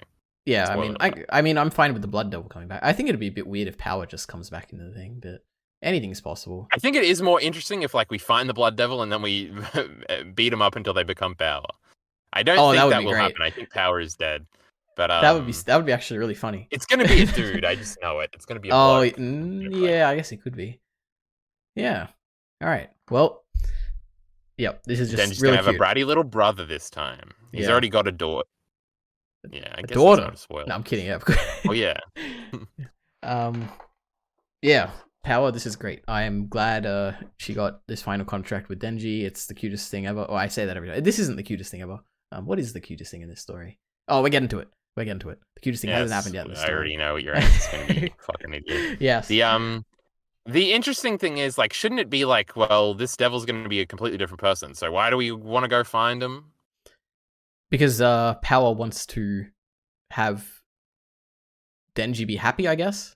I guess that's the point. Maybe. Because it's like, oh, you know what? Denji's going to be alone now, and if I can get my reincarnated self to come back here, then at least he'll have someone. I guess that's what I took from it. It doesn't matter that Yeah. it's her or whatever, but it's just the fact that he will have someone. Anyway. It is also cute that she gives him the blood, and that's what eventually helps him beat Makima. So he What a couldn't have done cool it thing. without power. Yeah. Power That's is usually a thing in you know shonen stuff. Power like, is better than beam, alright? I'll say it right here. Power is one of the best fiends, right? I know this was a question. Power is better than even the violence devil. You know? Oh no, the violence fiend. Sorry, violence fiend. I will say that now. Well, actually, no, she is. Alright, let's get to it. Can you believe this fucking idiot, chat? Can you believe it? Yeah, we'll get to the characters at the end in our ranking. So Denji pops out of the dumpster and Kishibe's waiting there, and then he gives him the peace sign. And it's the Denji peace sign. Kyle and I was so happy when I saw him there. I thought he was done in the story. Yeah. I'm like, okay, his time is past. He did what he had to do. But here he is, and I'm like, this is so cool. What a guy. The Denji peace sign and the face, this is like quintessential Denji. Look at him. He's kind of smirking, but he's kind of depressed. And look at them eyes. They've seen some shit. I like this panel page a lot. All right. I'll put that one on the screen. That's the only one we're getting, all right? Yes. But, yeah. Oh, this is one of the more famous Chainsaw Man ones, too. The chapter 92 title sequence where it's like him in the alley and Power's doing the piece and Aki's looking around the corner. I feel like this is like a massive promotional thing. It's cool. That everybody's seen. Is it a before, volume cover or something? Or is it like maybe it's something? It might have been like an anime poster or something. But the fact when I saw that it was like chapter like 70 or 92, I was like, man, that's pretty late for that image. Maybe it was just the one that Super Eye Patch Wolf used in a video or something. And so it was stuck in my brain as like, well, that was the first Chainsaw Man thing I ever saw. Yep. Then we get Kobeni and Kishibe in the room. We kind of already talked about this, huh? Yeah. So I guess we talked about it. What happens is, I guess the interesting thing is that Kobeni is glad to be here. Like, she's glad to be away from her family. Yes, she's like, fuck them family, which has obviously been set up the whole time. They're awful. Yeah. But just seeing her come to like a sort of somber, non-funny realization here while we're having the sad boy hours chapters, it's cute. Yeah. But other than that, I think because obviously it's like, I can't even call my family. It's like, oh no, this is like every hero's worst nightmare. Someday they'll make it back, and then she subverts it. She's like, yeah, fuck them. Yep. I hate them bitches. Amen. Great stuff. It's also cool, this setting. Like, it kind of implies that Kishibe has like planned this out, and he's got like this hideout where it's like away from all these animals that Makima can hear through. Or maybe this is just his house. Oh, maybe that's even better if that's the case. That's awesome. I think my read was what you were saying more so, and I just thought about that. That's pretty funny. Yeah. Oh, but Kyle, that's so great if that's his house. He lives in this underground like restaurant, whatever. Like, boxes. Yeah. Yeah. All right. This is why Quan Chi never liked him, and not because she's gay, but because he doesn't have any furniture. Yeah, that's Kishibe. I wonder if this is where the cat went. You know, Meowie, when they're on vacation. Yes, Meowie was hanging out in this box, shitting in the corner. Yep. Okay. So what else? I guess there's not much to talk about here because we talk Kobeni and basically Denji and Kobeni talk. And they. I guess. Yeah, I'm kind of skipping forward here, but I guess the only thing left to kind of talk about, which we already kind of touched on, was like Denji's sort of like morality of like the conclusion kind of being that he wants to be Chainsaw Man for himself, which I guess that's more positive, but it kind of is more selfish than that, and sort of usually the point of these stories would be like, no, I got to be it to protect the people. Spider-Man's got to be Spider-Man despite himself, and he's miserable for it, but Chainsaw Man seems to make Denji happy. I had this, like, I have a note here. I don't know where this ties in, but I think this would tie into before he has his like dream monologue, like when he's talking about Kobeni and he wants to have a normal life or whatever. I said that it's interesting that how Denji at that point wanted to have a normal life without struggling and having all these terrible things happen to him. But we as the audience are like cheering him on to be like to live this terrible life, and we want him to struggle so we can see this cool story. And we're kind of like the audience that are there, like cheering on for Chainsaw Man to kill all these devils, and like he just wants to live a normal life at that point. But then I guess it does change when he's like he wants to live the dream. But yeah, I don't know how this ties in, but yeah. Is it the country mouse, the other mouse? Because he doesn't want to just sit here and do nothing. He wants to go to the big city and risk it all on the big plays. Maybe. I did. It crossed my mind when I was like, oh, how does the country mouse and city mouse tie in? But I didn't think it tied in at all with this stuff, because that was more about like living in safety versus luxury or whatever, right? Yeah. I think in my brain it more comes down to the risk reward thingy, but that's like a step after, and a step less connected to the literal like interpretation of it. So Sure. it could be bullshit, is what I'm saying. Yep. Um, than like the comfort thing. Yep. But there is a moment here that's really interesting where Denji sort of realizes, because he even has a moment after this, and I think even after Makima is dead, where he's like, "Oh, I still like Miss Makima." Hmm. But because he sort of has to reason that like, oh, everything he wants, all the sex and the food and the normal, or probably not normal life, but we've moved on from that. But everything he wants is it, like Kishibe basically directly says, you can't do any of that because if you draw attention to yourself, Makima will kill you. So he realizes I got to kill Makima. But it's not even a sad realization, really. It's just like, well, how do I kill Miss Makima then? It's interesting, and it sort of does, and this has happened throughout the story where it's sort of like Denji has moments of realizing like the sort of the normality is what he cares about more than the ups and downs almost. Like he has that when he initially has the monologue or the internal monologue where he's like, if Power died, if Miss Makima died, if Aki died, well, I guess I wouldn't really be that sad because I would just go back to normal living after like 3 days. So it's sort of like in Denji's character is what I'm trying to say. For him to have immediately been like, well, I still want to be Chainsaw Man, so how can I kill Makima? Sure. And it's sort of not like a distraught look on his face. It's just sort of like dumb Denji trying to figure it out. And it's like, I don't know. It's such a good like turn, where it's like Makima is not his whole life. Like he's not going to be like, what am I going to do without Miss Makima? Kind of drama stuff. It's interesting. Yeah, I agree. But yeah. Okay. So next up, just quickly. Yeah, go ahead. And then he thinks and he's like, oh, there has to be one thing that like seemed off for Makima, which is actually something I had alluded to in a previous episode, where it was like, oh, the crying at movies thing is the thing he thinks of that seems out of character now that the recontextualization has happened. It's very interesting. No, I understand what you're saying, but what is that? What does that have to tie? How does that? What? Explain that again. Because he has like a thing where he's like, how can I beat? Yeah, Miss Makima? I remember that. Like there had to have been something that was like off, and it's her crying at the movies, and then when he meets her next while he's sitting on the cross, he asks her the question, like, in your perfect world you want to create using my power or whatever, would bad movies still exist? She says, no, I have no use for bad movies or something. Yep. And that's what makes him make the final decision. So wait, what does that have to do? What are you asking? I don't understand. So you're saying he realized, like, you know, when he's having that like thinking moment where it's like, oh, what's out of place? You think that the conclusion he came to was about the movie thing? Yeah. Well, it has to be that because then we immediately cut to him, and that's what he asked her. Interesting. I took it that he realized that he'd never seen her. I mean, she'd never seen him. Like it was the smell thing where it's like, oh, because there's like a panel there which is like pointing to a nose. I think from memory, I think. Is there one? Do you have it up? There are a bunch of panels of her, but yeah, she is pointing at her nose. Hold on, I'll read exactly what she says. What he says. She's not an enemy I can beat swinging my chainsaws around willy-nilly. In all this time I spent watching her and talking to her, there's got to be something that felt off. Think, Denji, rack your crappy brain. Gar, it's no use. My turn to crap brain's gotten even more jumbled than before. I'm the worst.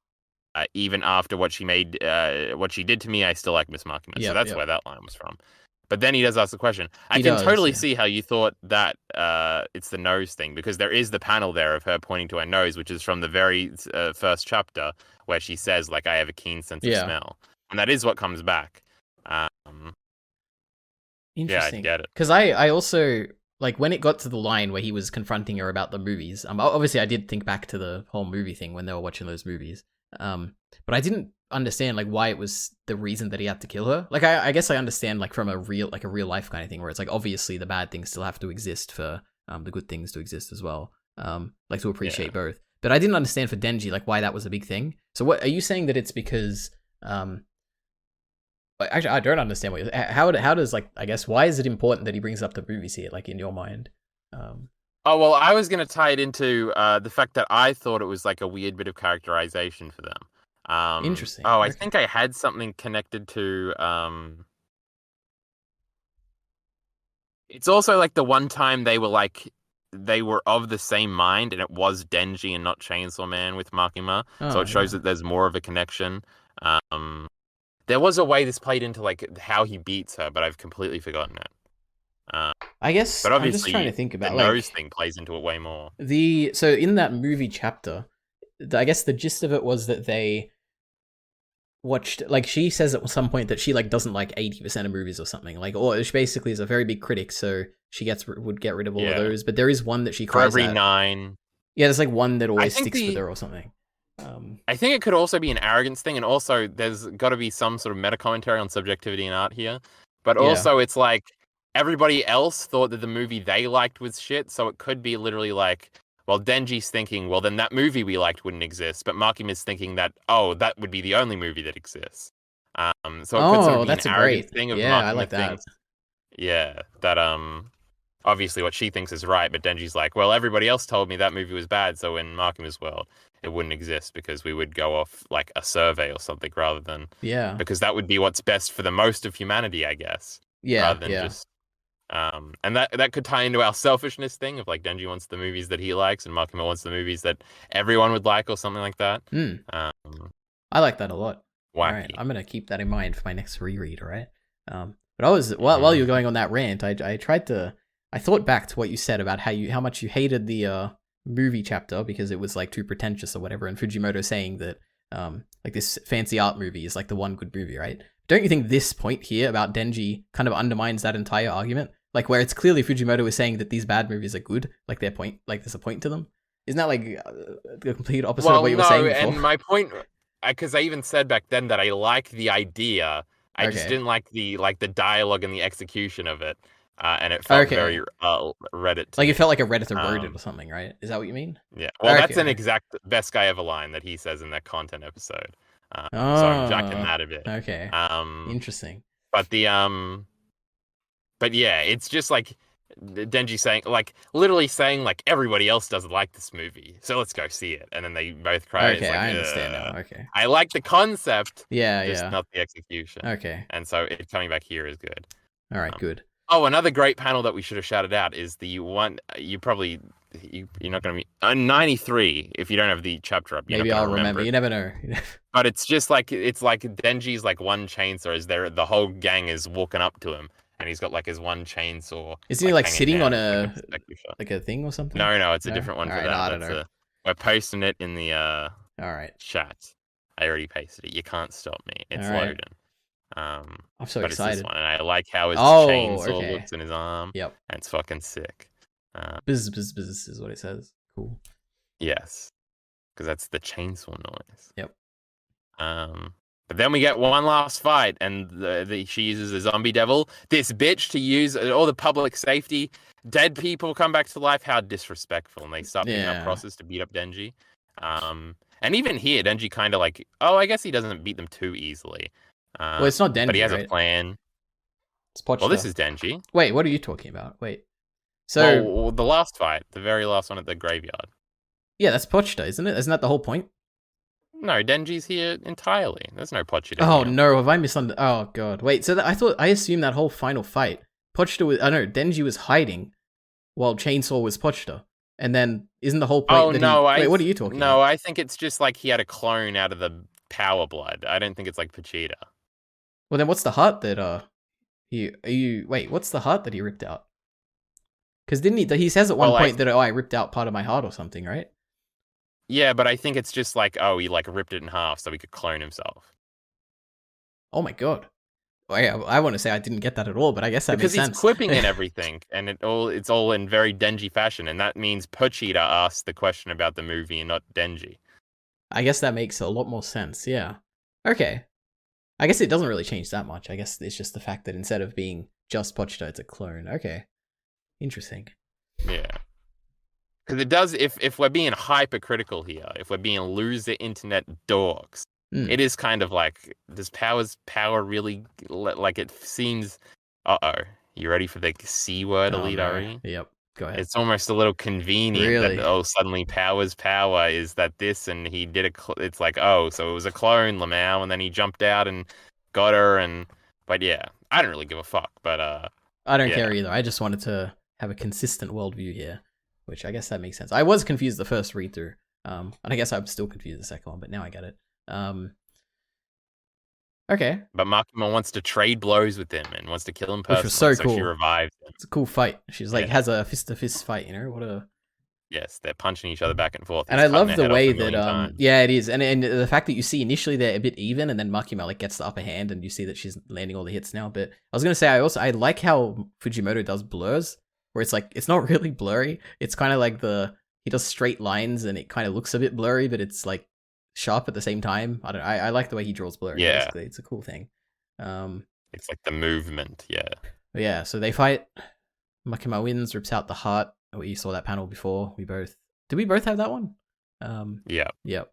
And then Denji uses the chainsaw that he used Power's Bud to make, and then slices her. Yes.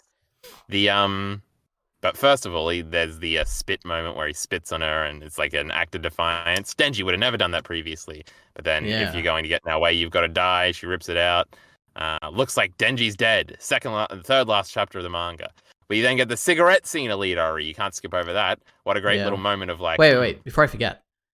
Did people know there was a part 2, or did they actually think this was going to be the end? Or do you have any idea? No, I think, because it was announced that Chainsaw Man was ending. I remember everybody talking about that. Oh. Because I caught up like right after the last chapter came out. Right, okay. All right. So I don't think I even knew until I got to the last bit and it said part 1 end. I think there was an announcement immediately after that where it was like, well, part 2's coming and it's not going to be in Shonen Jump, but on Shonen Jump's app, which means maybe we're allowed to be sexier and more gruesome. Ooh. Oh, no. Because it's on the same thing Spy X Family is on or whatever. The Shonen Jump app. What a strange show. The Shonen Jump magazine. Yep. All right. But yes. Well, go ahead. What were you saying? She smokes. I cut you off. Oh, yes. That's crazy. Yep. And then she wants to be with Chainsaw Man forever. Yes, the first time she smokes. But then, yes, Denji gets the thingy and has a chainsaw. And it's the same as the very first manga volume cover, right? Or something. This image was out before it was used in the chapter where it's Denji with a chainsaw, but Makima is in the reflection. I think it's the first volume cover. But yeah, it's like a classic callback. Chainsaw Man. I can't fucking type in the dark. My last laptop did have a light-up keyboard where there were lights underneath it so you could see in the dark. Not this one. I've had this laptop for like 2 years, though. So to say this is still a new... Shut up!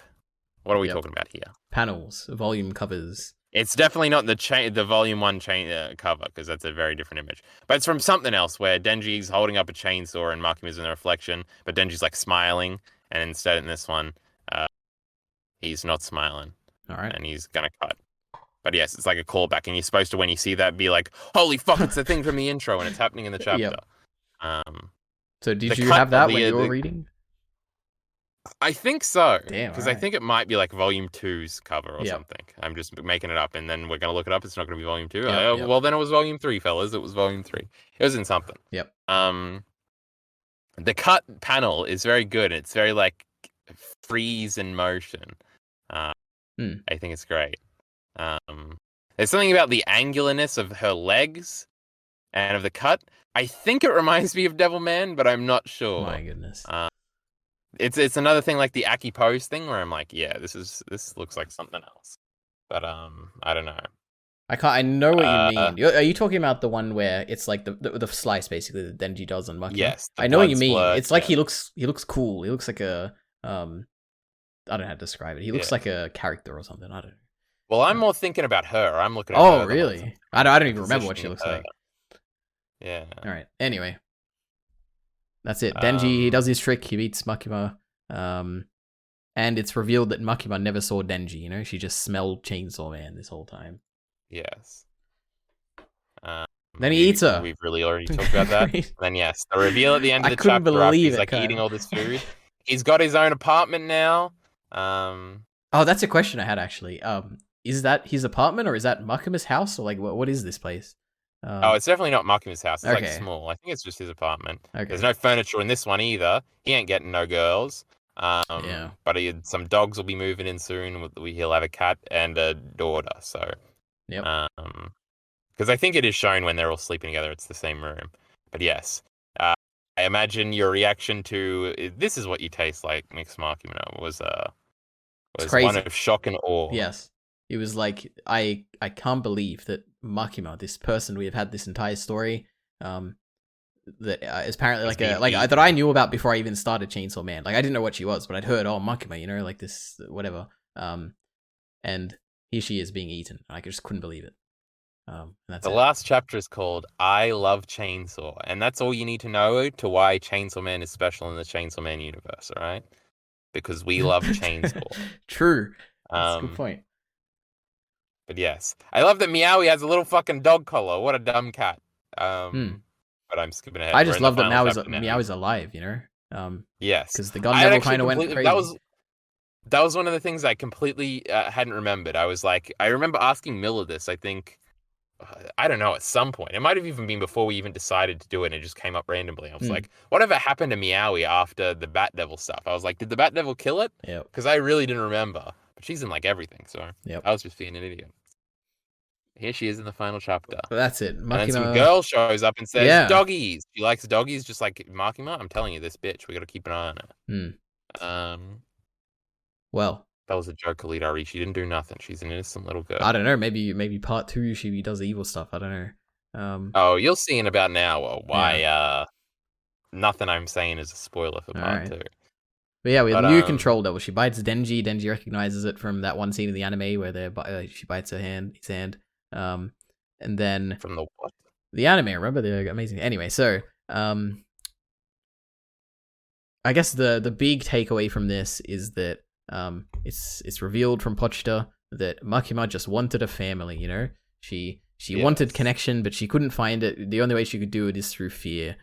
She's the control devil. It's like an inherent contradiction. Is it? Wait, what's the contradiction? Have friends without being... Oh, okay, yeah, she only understands things through controlling them, but if she's controlling them, then they're not her equal. I think that's an oxymoron. She's Griffith now. Yeah. She can't unless they're equals, but nobody's Griffith's equal. And maybe he actually did love Guts the whole time, or maybe Guts didn't qualify because he was in love with him. All right. Enough Berserk spoilers, all right?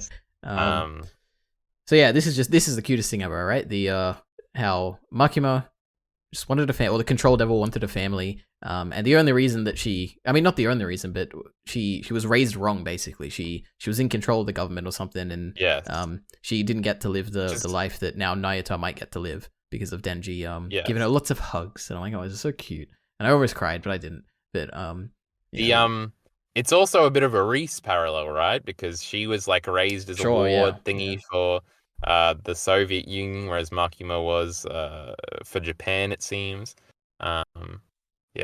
And it kind of, like, I guess for me, the reason you were saying, like, oh, all the devils will be erased at the end of the story or whatever, or they'll be fought or something, I think that, like, flies in the face of everything going on here, where it's like, this is making it very clear that the devils don't have to be enemies. Like, they are molded by the people around them, right? Like, if Nayata is raised in this government or whatever, then she could turn out just like Makima. But if she's raised in a loving environment with Denji or whatever, then she could just turn out to be like any other human, right? I don't know. I think because there is also the thing Makima says about the spider devil, about how humanoid devils are like nicer. So it might only be humanoid devils. Like, I don't know if this fucking bat devil Power wasn't a humanoid had a devil. bad childhood. Huh? The blood devil wasn't a humanoid thing at all. Yeah, but it was a fiend. So the blood devil, the big, like, her proper form. Yeah, but the power that we grew to like. Hey, I like that blood devil at the end, right? Yeah. But she was already power at that point. She remembered what had happened. Yeah, but yes, whatever. We will. I feel like this was the entire point of, like, the end of this story, which is to say that devils aren't evil inherently, and I'm making it clear in the story. That's what I got from this entire part 1 thing. Inherently evil, but most of them, and we gotta wipe them out. I took the opposite. I took it. The whole point here is Kishibe. I know, obviously. Yeah. Oh, what do you mean, obviously? So wait, do you agree that Kishibe, when he's saying that Denji is the ultimate, like, devil hunter or whatever, do you think, like, what did you take from that when Kishibe is like, oh, you're the man for this job, right? Do you remember that line firstly? I already forgot. So it was Also, the thing I was saying earlier about all the devils dying, I have no idea. I already forgot the context I said that in. It's not really a strongly held belief because I already forgot about it.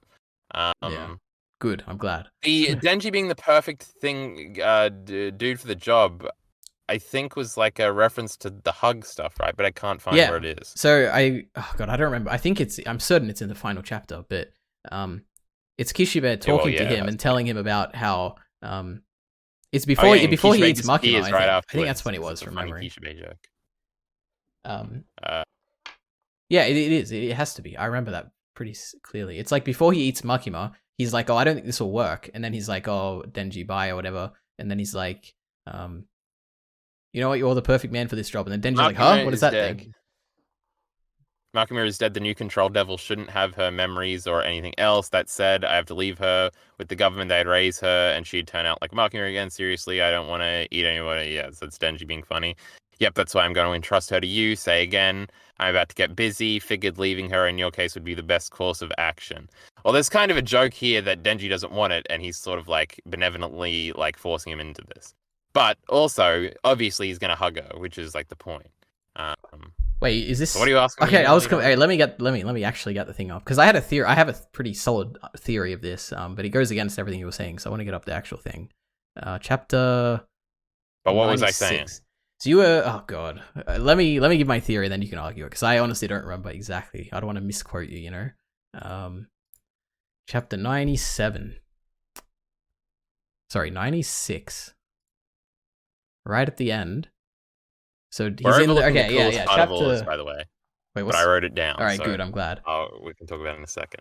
So, Kishibe in chapter 96, he says, "Don't you die, Denji. Out of all the devil hunters I've met up till now, you're the one most suited for the job." And then he leaves, and Denji's like, "What's that about?" Oh, well, that was a reference to him being crazy, Lamau, because remember, the screw loose are the only ones that survive. Oh, is that really... Okay, okay, so from this, and tying it together with what happens at the end, when he chooses to go and get Naota, instead of, like, confining the control devil and keeping her under lock and key or whatever, to me, it implies that Kishibe understands that a true devil hunter can empathize with the devils. Like, that is what the true devil hunter is. And Denji, being the half-human, half-devil he is, who's learned now to, like, what Makima wanted and is one with Makima and everything, and she just wanted a family, he realizes now that, Kishibe understands that Denji is the one who can enact all this, like, empathy to devils and, you know, be raise her right, basically. Like, to me, it feels like the point of this story is to point out that there is, like, you should be treating the devils with respect, or not respect, you should treat them equally or whatever until they prove that they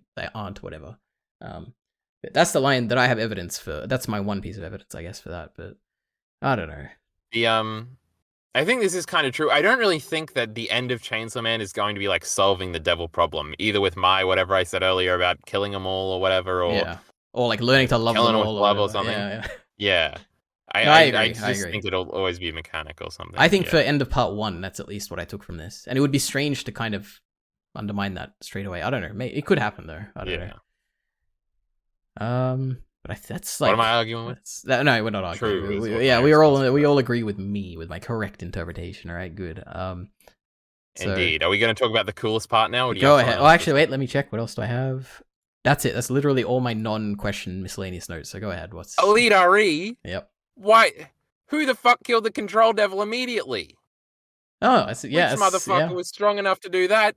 Till why this girl is already back? Did the darkness devil show up and be like, "I knew you'd respawn here, bitch"? Yeah, and prove that he was stronger than her. Honestly, that's probably what happened. I remember that was like the only thing I could think about with the last chapter. I was like, "Holy fuck! Somebody killed her." Yeah, that is cool. What the hell? Who the fuck was killing Makima immediately? I guess it wasn't Makima, but well, it would be that's the crazy. Devil. Yeah, no, that's awesome. I guess in my head canon, I guess it would be the Darkness Devil or like one of the primal evils or primal devils. I feel like this is one of the things that we will get an answer to in the future. That'd be cool. The first 10 chapters of part 2 didn't have an answer, so what a shame. Spoiler alert. I don't think we're getting darkness stuff for a long time. But we'll see. Yeah, that's cool. But obviously, we'll be spending more time with this girl, I think. Will we? So we might get some answers through there. Will we? Also, she also points at Denji and says "doggy," which is funny, but that's also what Makima did. So is this another core theme? Are we doing the core theme thing where when we went from thinking it was cute and then realizing how terrible it was to being fooled into thinking it's cute again by the cute little girl, Ari? Yep. And it'll go on cycling and it'll keep going on for all time. It is a cycle. Yeah. Maybe.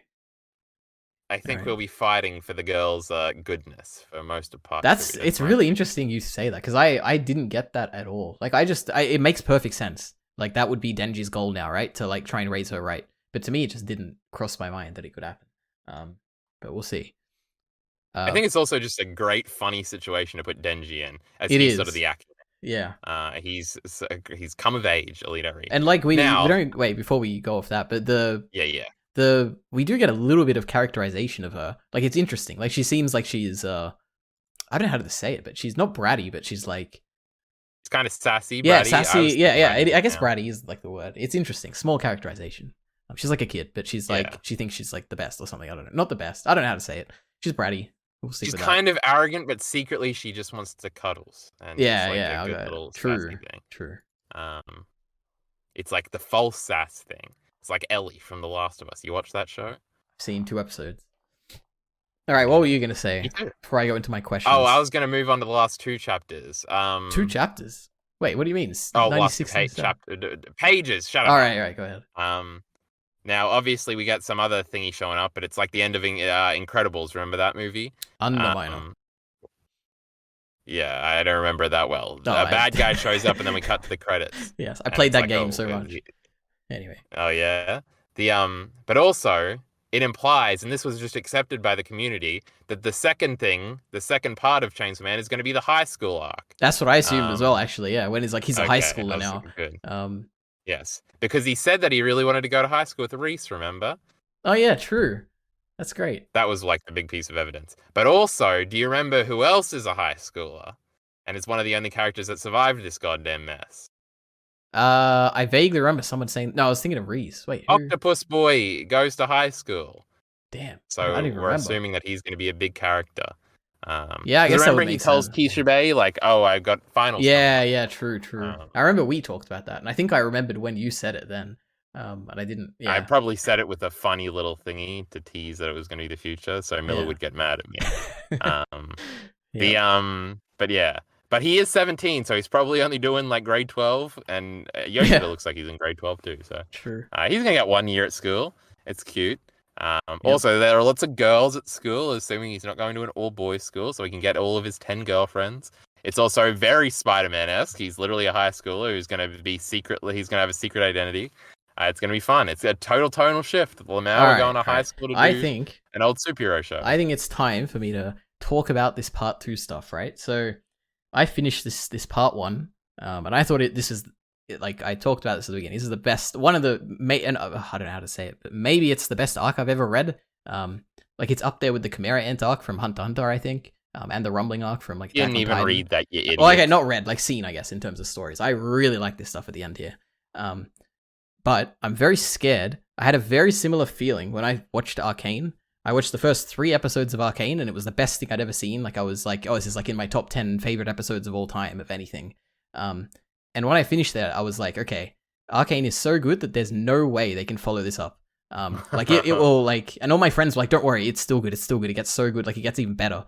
And I didn't like the rest of Arcane. I watched those first 3 episodes and I'm like, oh, I really felt like I couldn't continue, and I was right. The first 5 episodes of House of the Dragon, my goodness. Well, maybe for you, yeah, true. But I got a very similar feeling here when I finished Chainsaw Man. This is so good that I'm fairly certain I can't like that. Like I'm scared. I'm scared to go into it that I'm gonna get another Arcane where it's like people will like it, but I won't.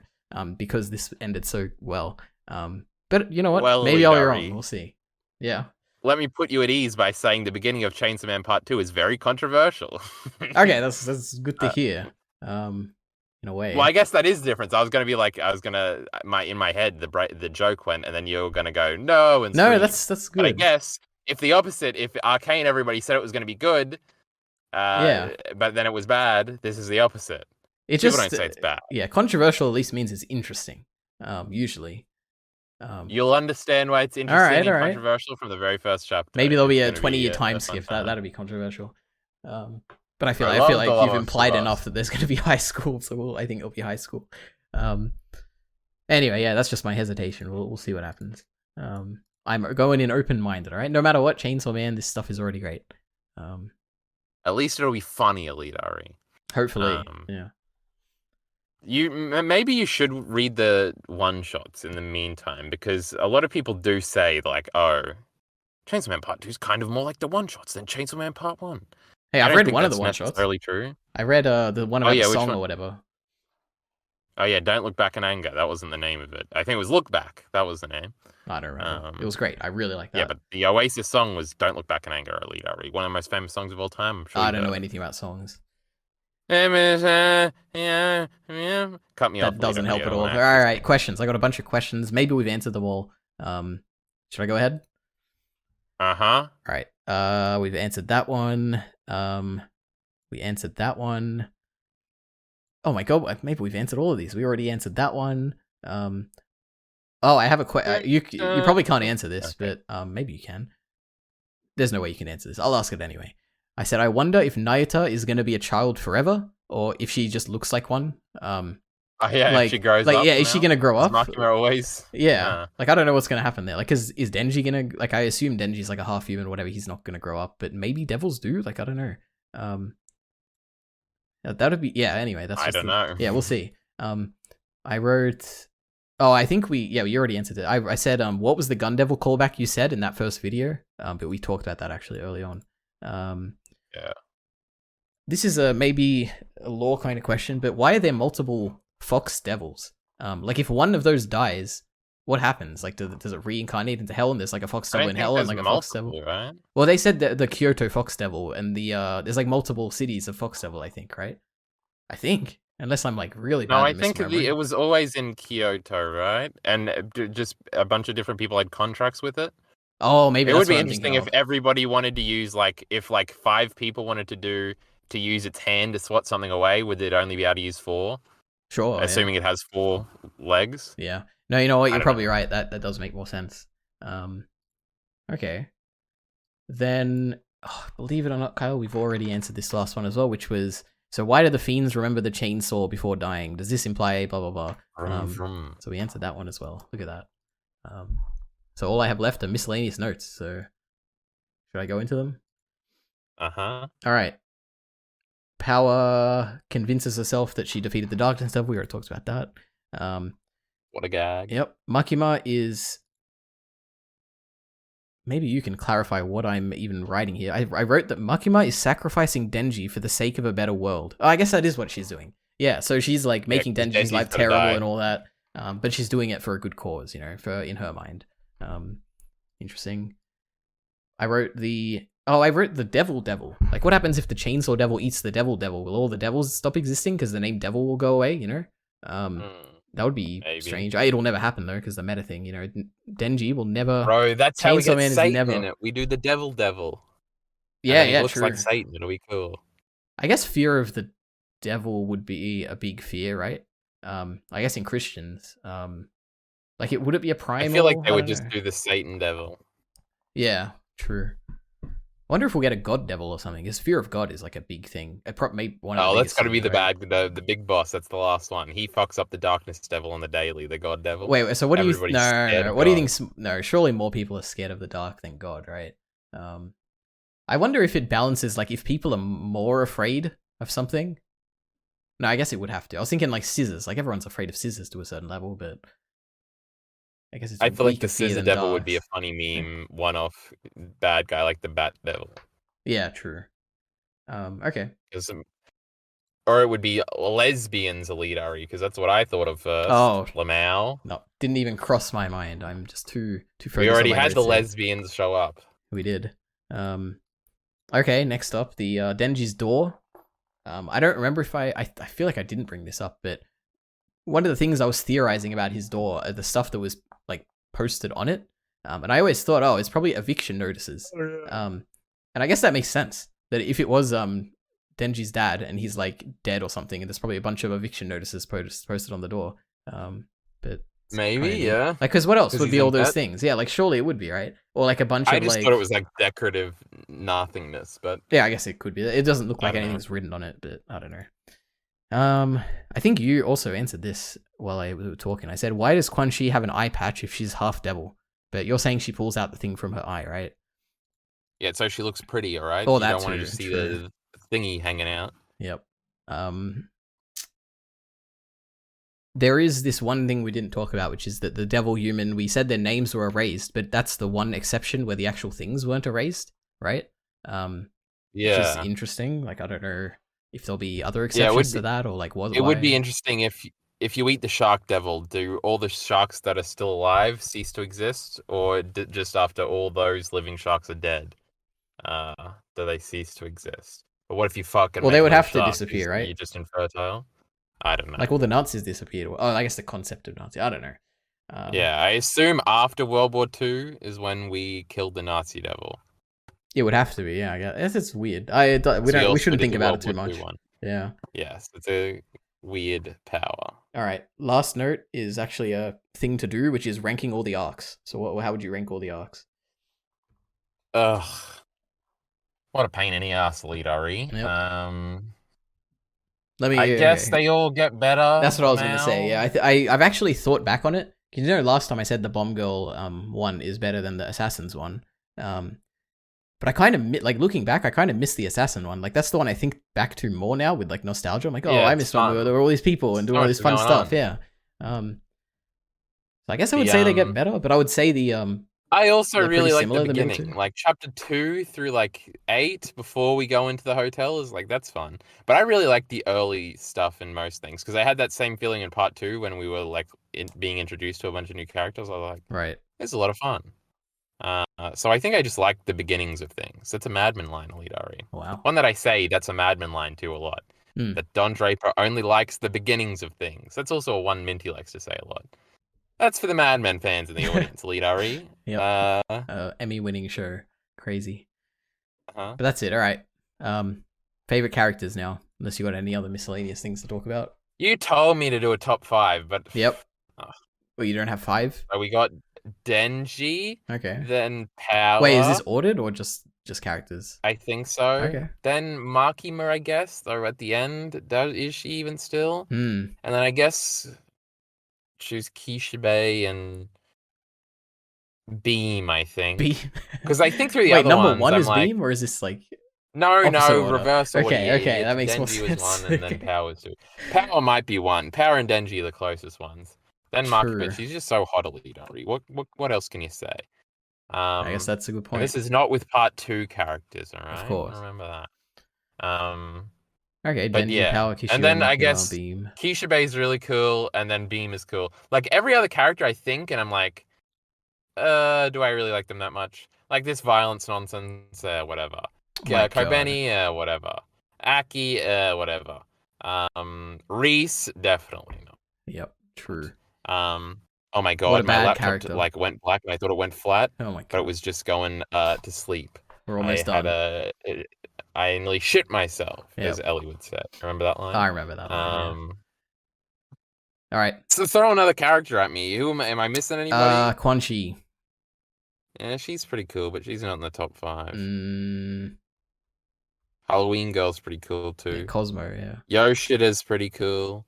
That's the octopus boy. Yep, true. Um, What about that guy who was blonde and had glasses and was protecting them? I was just Stone thinking Devil about guy. him. I was like, he's pretty cool too. Yeah. The Darkness Devil is actually number 1. True. But we'll go with that. Zombie Beam Devil. 5, and then the way. All right, my 5. All right, it's the exact same as you, Denji. Oh, actually, different. I don't think I really thought of this order much, but the order I have here is Denji number 1, Kishibe number 2, Makima number 3, Power number 4, and Aki number 5. All right, because he's so You great. didn't even put the violence. I didn't. Violence number 6. There we go. Because there's so much good stuff in this last stuff that pushes Power and Aki up so much. Race. No Reese. Yeah. No.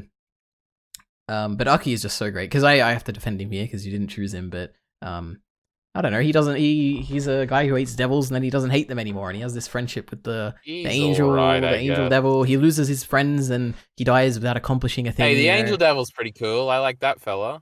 True. Yeah. All right. That's it. Himeno is pretty cool. Himeno was very good, actually. I do. Yeah. Good stuff, especially in the anime. Oh, you know what else is interesting is now you can talk to Minty about Chainsaw Man after you read a few part 2 chapters because he started from part 2 because he's wacky. What an interesting choice. It's funny. Yes, because Miller obviously loves fucking Reese, but yep. Minty's favorite character you haven't met yet. And he hates Denji. How could you hate Denji? I mean, you'll understand. All right, we'll see. But that's it. That's Chainsaw Man Part 1, the greatest arc ever Is that told. everything? Do we have nothing else to speak about? I think so. I don't think so. I guess How long did we go, EliteAri? 3 hours and 7 minutes. All right. Well, there we go. So you got all of these. You got a bunch of main channel ideas, right, for Chainsaw Man now? Yeah, we might have to wait till Sunday to see if something comes out. We'll. No, No, I don't. shot Let's not me get crazy. There will be Chainsaw Man videos coming eventually. I don't know when they'll come out. But yeah. Maybe I could do a thematic one, like how he was talking. But I really only have like the one Chainsaw. You had like a really, I don't remember what it was, but like last time I remember thinking, Kyle, this is like the greatest idea you've ever had. I think I even said it in the video, but I don't remember what it was. But you should definitely make a video. The only idea I have is like the appeal of Chainsaw Man when I'm talking about how funny and stupid it is, and because it was how you like unpretentious yourself into pretentiousness. Remember that, Ari? Yeah, I do remember. That wasn't how I phrased it. I thought this was the one that you were freaking out about. No, definitely not. The best no, one. that one annoyed me until I figured it out and I understood what you meant. Because you were talking about how the anime was so bad stupid, and all that. It can't be stupid. Yeah. I don't know. I'll let you know if I remember it. But yeah, that's it, everyone. Themes and changing context and Chainsaw Man coming out soon. So next time we will I honestly read... should make that as a 5-minute video and fucking just to do the title. You really think you can make a 5-minute video? He's not lying. Yeah. All right, that's it. Indeed. I don't even know what chapters we're reading because I don't even know how many we're just reading everything else. And it'll probably change by the time we record it. Yep. Whatever day it comes out, we should read the most recent one and then record the next day. I don't know. Yeah, we'll see. Also bi-weekly, huh? I have no idea. You got to read them though. Yep. It is bi-weekly, or at least it was at the end when I stopped reading week to week. So I guess we should point out real quick that I've only read like the first 10 chapters. I did reviews for basically all of them on the second channel already. So if you are that lusty for Chainsaw Man Part 2 content, you can go and listen to that preemptively. But some of next week will be my first time reading too. So we'll be in the same boat, EliteAri. Yeah, exciting. Do you have any videos on your first read through of Part 1? No, I would have talked about it on stream as we were progressing, but I don't think I even did. I don't even know if the second channel existed the way it does now when I finished Chainsaw Man, because it was at the very beginning of 2021. Right. It was January. I don't remember, but no, I don't think so. Well, see you later, everyone. See you whenever it comes out. Probably next week, but we'll see.